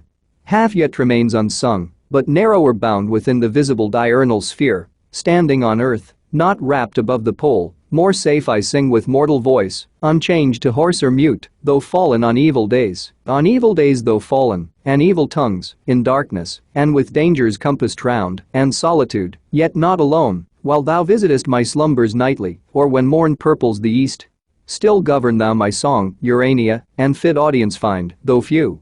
But drive far off the barbarous dissonance of Bacchus and his revelers, the race of that wild rout, that tore the Thracian bard and Rhodope, where woods and rocks had ears to rapture, till the savage clamor drowned both harp and voice, nor could the muse defend her son.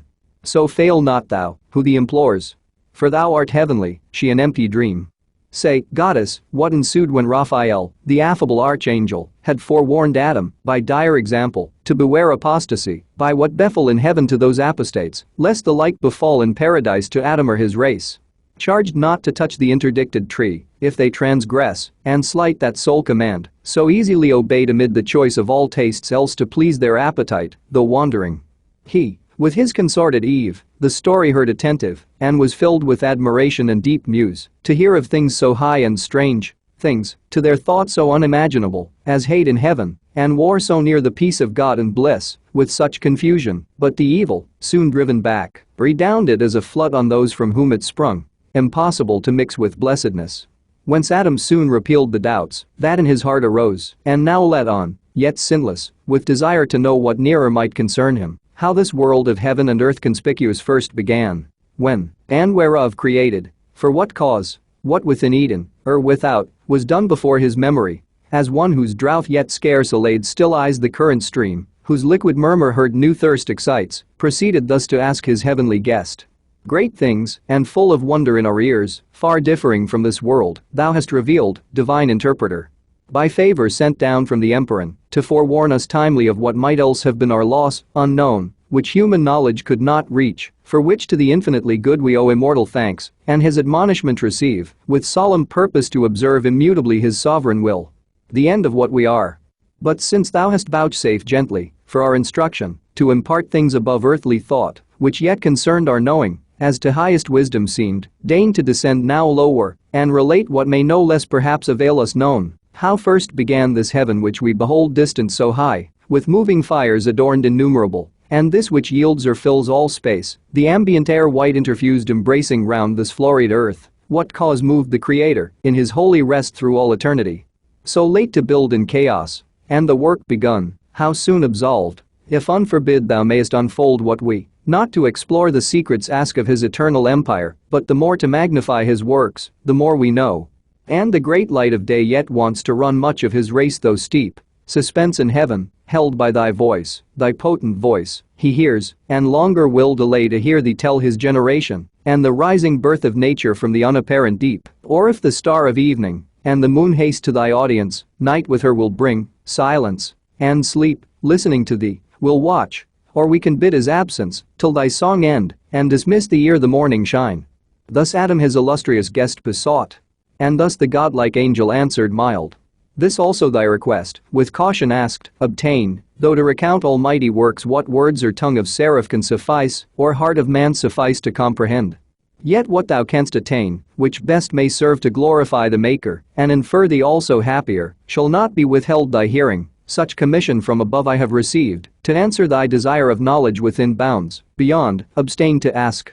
Nor let thine own inventions hope things not revealed, which the invisible King, only omniscient, hath suppressed in night, to none communicable in earth or heaven, enough is left besides to search and know. But knowledge is as food, and needs no lesser temperance over appetite, to know in measure, what the mind may well contain, oppresses else with surfeit, and soon turns wisdom to folly, as nourishment to wind. Know then, that, after Lucifer from heaven, so call him, brighter once amidst the host of angels, than that star the stars among, fell with his flaming legions through the deep into his place, and the great sun returned victorious with his saints. The omnipotent eternal Father from his throne beheld their multitude, and to his Son thus spake. At least our envious foe hath failed, who thought all like himself rebellious, by whose aid this inaccessible high strength, the seed of deity supreme, us dispossessed, he trusted to have seest, and into fraud drew many, whom their place knows here no more, yet far the greater part have kept, I see, their station, heaven, yet populous, retains number sufficient to possess her realms though wide, and this high temple to frequent with ministries due, and solemn rites, but, lest his heart exalt him in the harm already done, to have dispeopled heaven, my damage fondly deemed, I can repair that detriment, if such it be, to lose self lost, and in a moment, will create another world, out of one man a race of men innumerable, there to dwell, not here, till, by degrees of merit raised, they open to themselves at length the way up hither, under long obedience tried, and earth be changed to heaven, and heaven to earth, one kingdom, joy and union without end. Meanwhile inhabit lax, ye powers of heaven, and thou my word, begotten Son, by thee this I perform. Speak thou, and be it done. My overshadowing spirit, and might with thee I send along, ride forth, and bid the deep within appointed bounds, be heaven and earth. Boundless the deep, because I am who fill infinitude, nor vacuous the space. Though I, uncircumscribed myself, retire, and put not forth my goodness, which is free to act or not, necessity and chance approach not me, and what I will is fate. So spake the Almighty, and to what he spake his word, the filial Godhead, gave effect. Immediate are the acts of God, more swift than time or motion, but to human ears cannot without process of speech be told, so told as earthly notion can receive.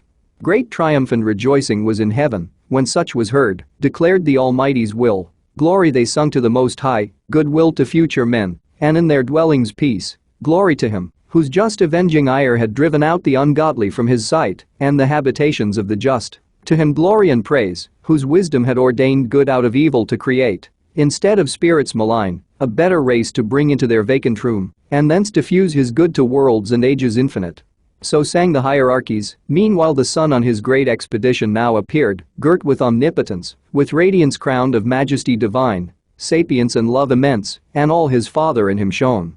About his chariot numberless were poured cherub, and seraph, potentates, and thrones, and virtues, winged spirits, and chariots winged from the armory of God, where stand of old myriads, between two brazen mountains lodged against a solemn day, harnessed at hand, celestial equipage. And now came forth spontaneous, for within them spirit lived, attendant on their Lord. Heaven opened wider ever during gates, harmonious sound on golden hinges moving, to let forth the King of glory, in his powerful word and spirit, coming to create new worlds.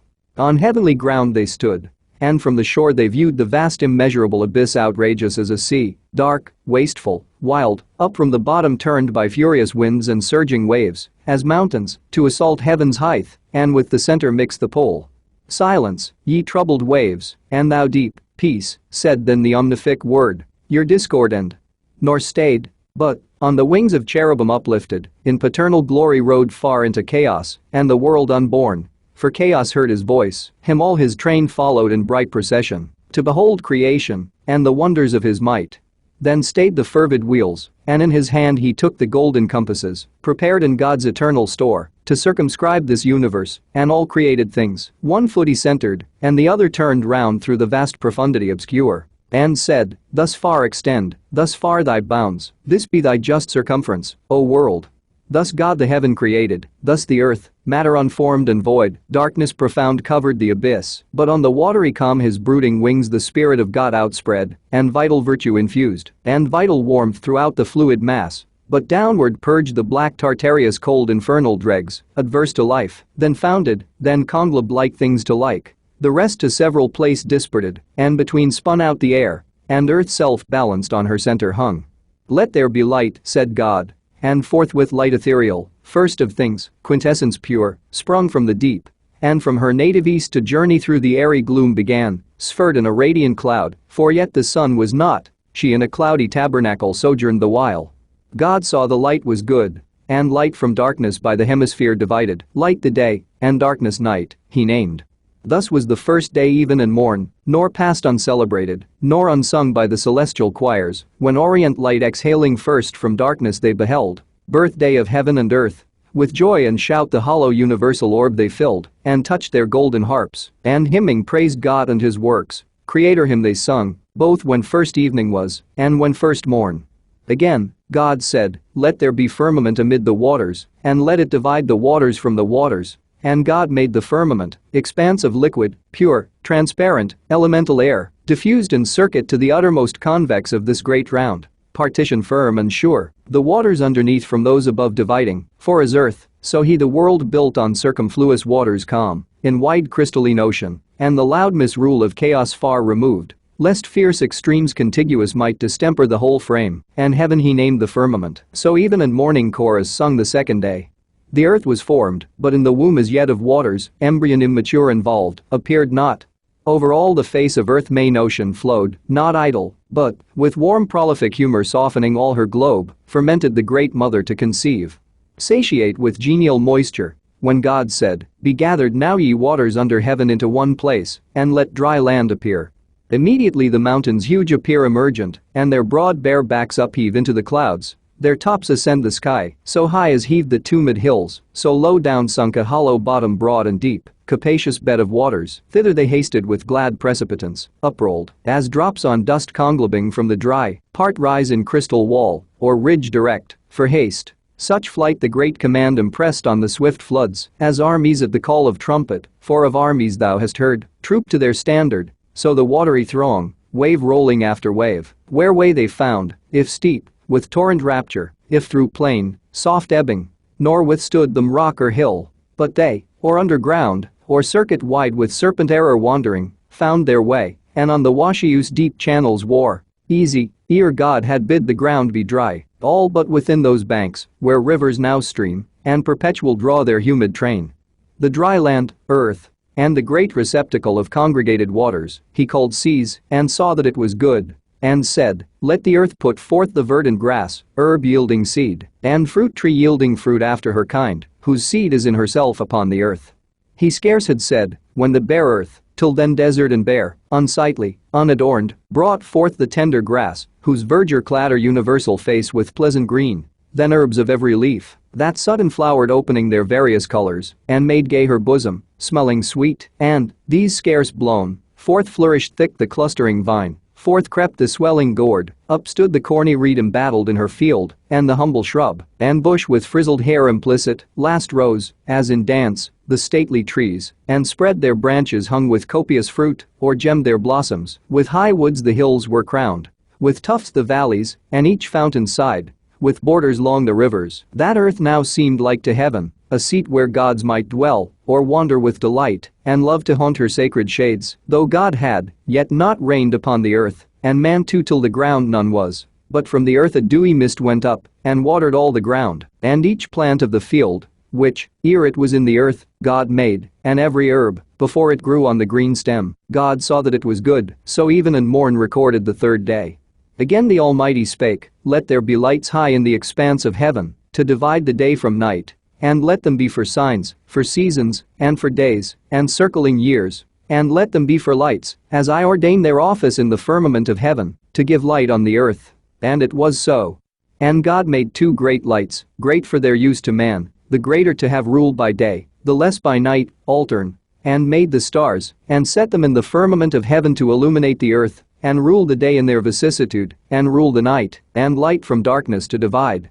God saw, surveying his great work, that it was good, for of celestial bodies first the sun a mighty sphere he framed, unlightsome first, though of ethereal mold, then formed the moon globus, and every magnitude of stars, and sowed with stars the heaven, thick as a field, of light by far the greater part he took, transplanted from her cloudy shrine, and placed in the sun's orb, made porous to receive and drink the liquid light, firm to retain her gathered beams, great palace now of light.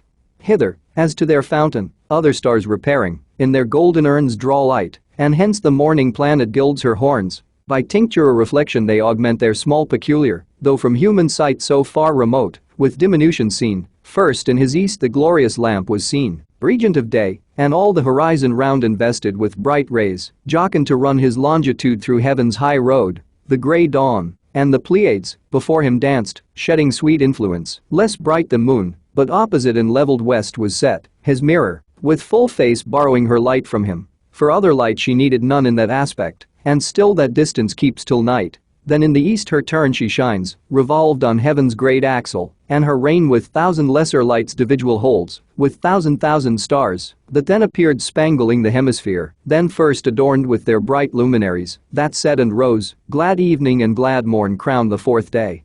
And God said, let the waters generate reptile with spawn abundant, living soul, and let fowl fly above the earth, with wings displayed on the open firmament of heaven.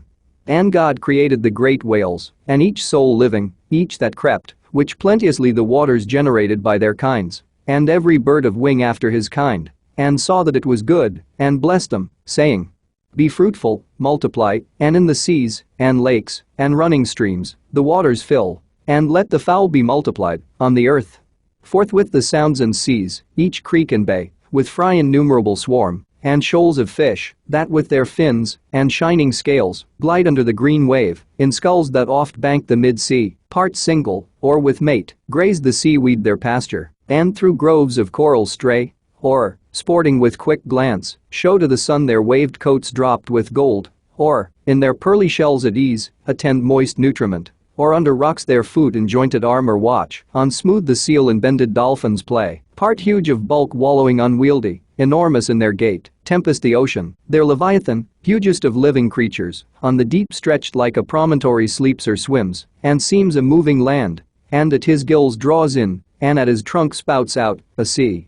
Meanwhile the tepid caves, and fens, and shores, their brood as numerous hatch, from the egg, that soon bursting with kindly rupture forth disclosed their callow young, but feathered soon, and fledged they summed their pens, and, soaring the air sublime, with clang despised the ground, under a cloud in prospect, there the eagle and the stork on cliffs and cedar tops their eyries build, part loosely wing the region, part more wise in common, ranged in figure, wedge their way, intelligent of seasons, and set forth their airy caravan, high over seas flying, and over lands, with mutual wing easing their flight, so steers the prudent crane her annual voyage, borne on winds. The air floats as they pass, fanned with unnumbered plumes, from branch to branch the smaller birds with song solace the woods, and spread their painted wings till even.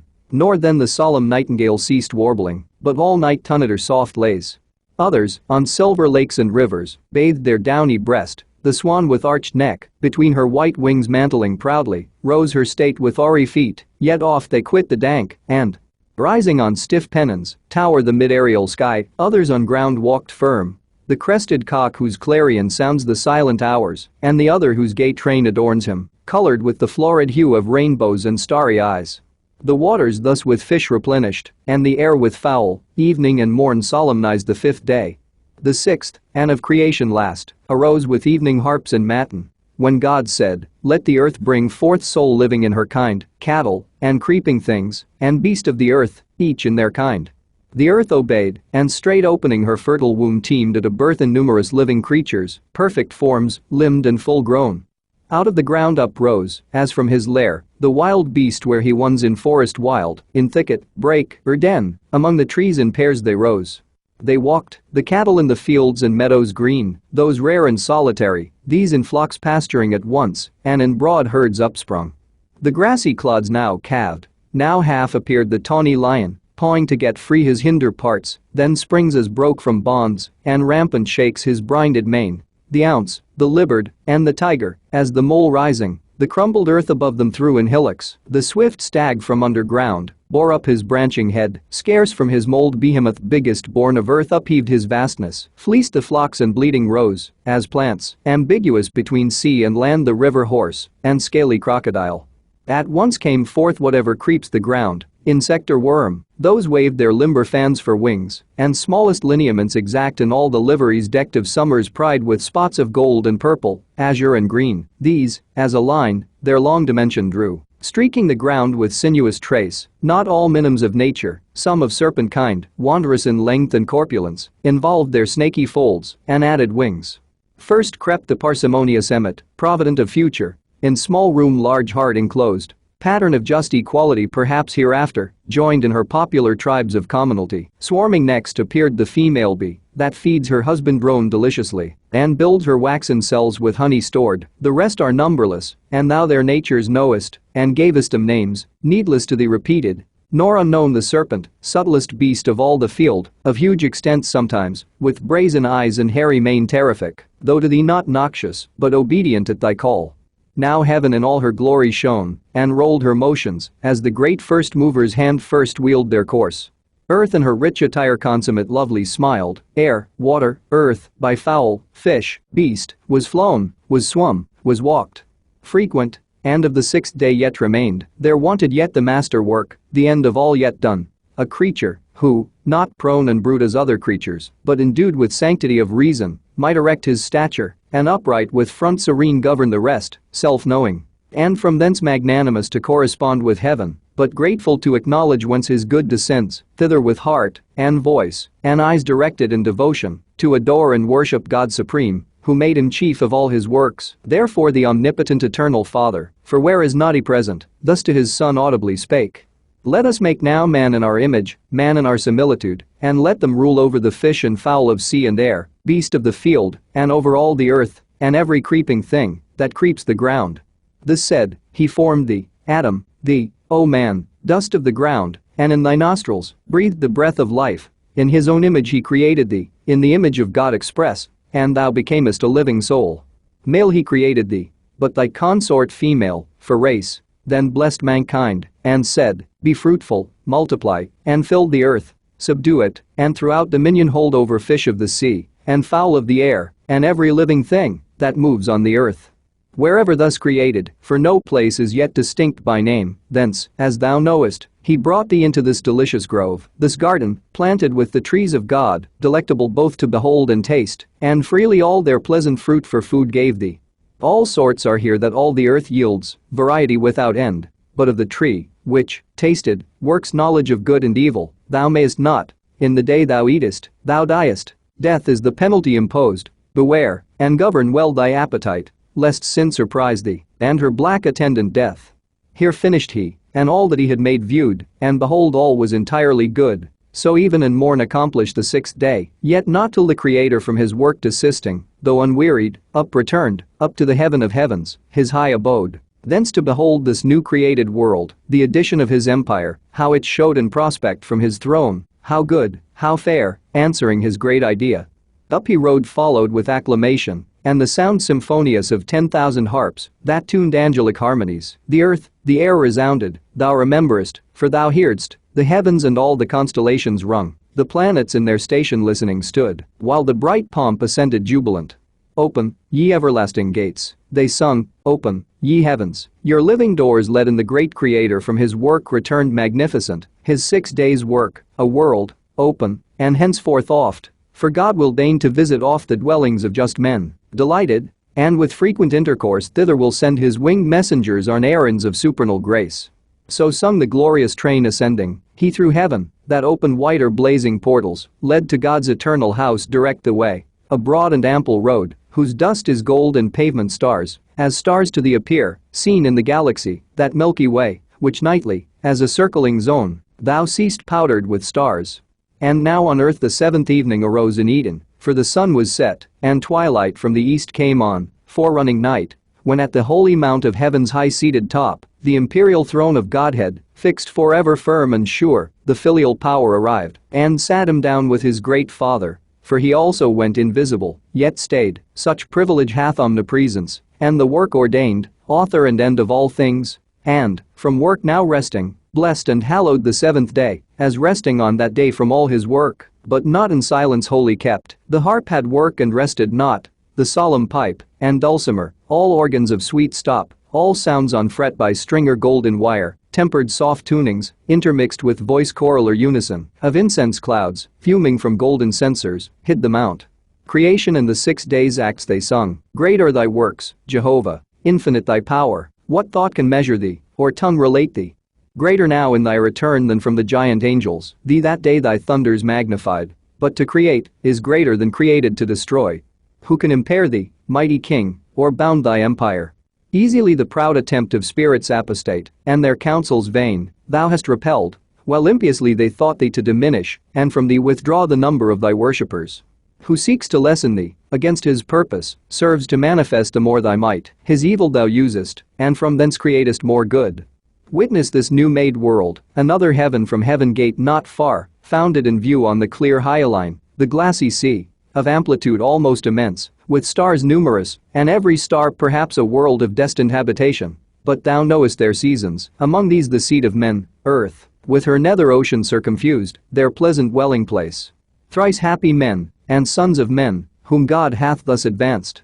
Created in his image, there to dwell and worship him, and in reward to rule over his works, on earth, in sea, or air, and multiply a race of worshippers holy and just, thrice happy, if they know their happiness, and persevere upright.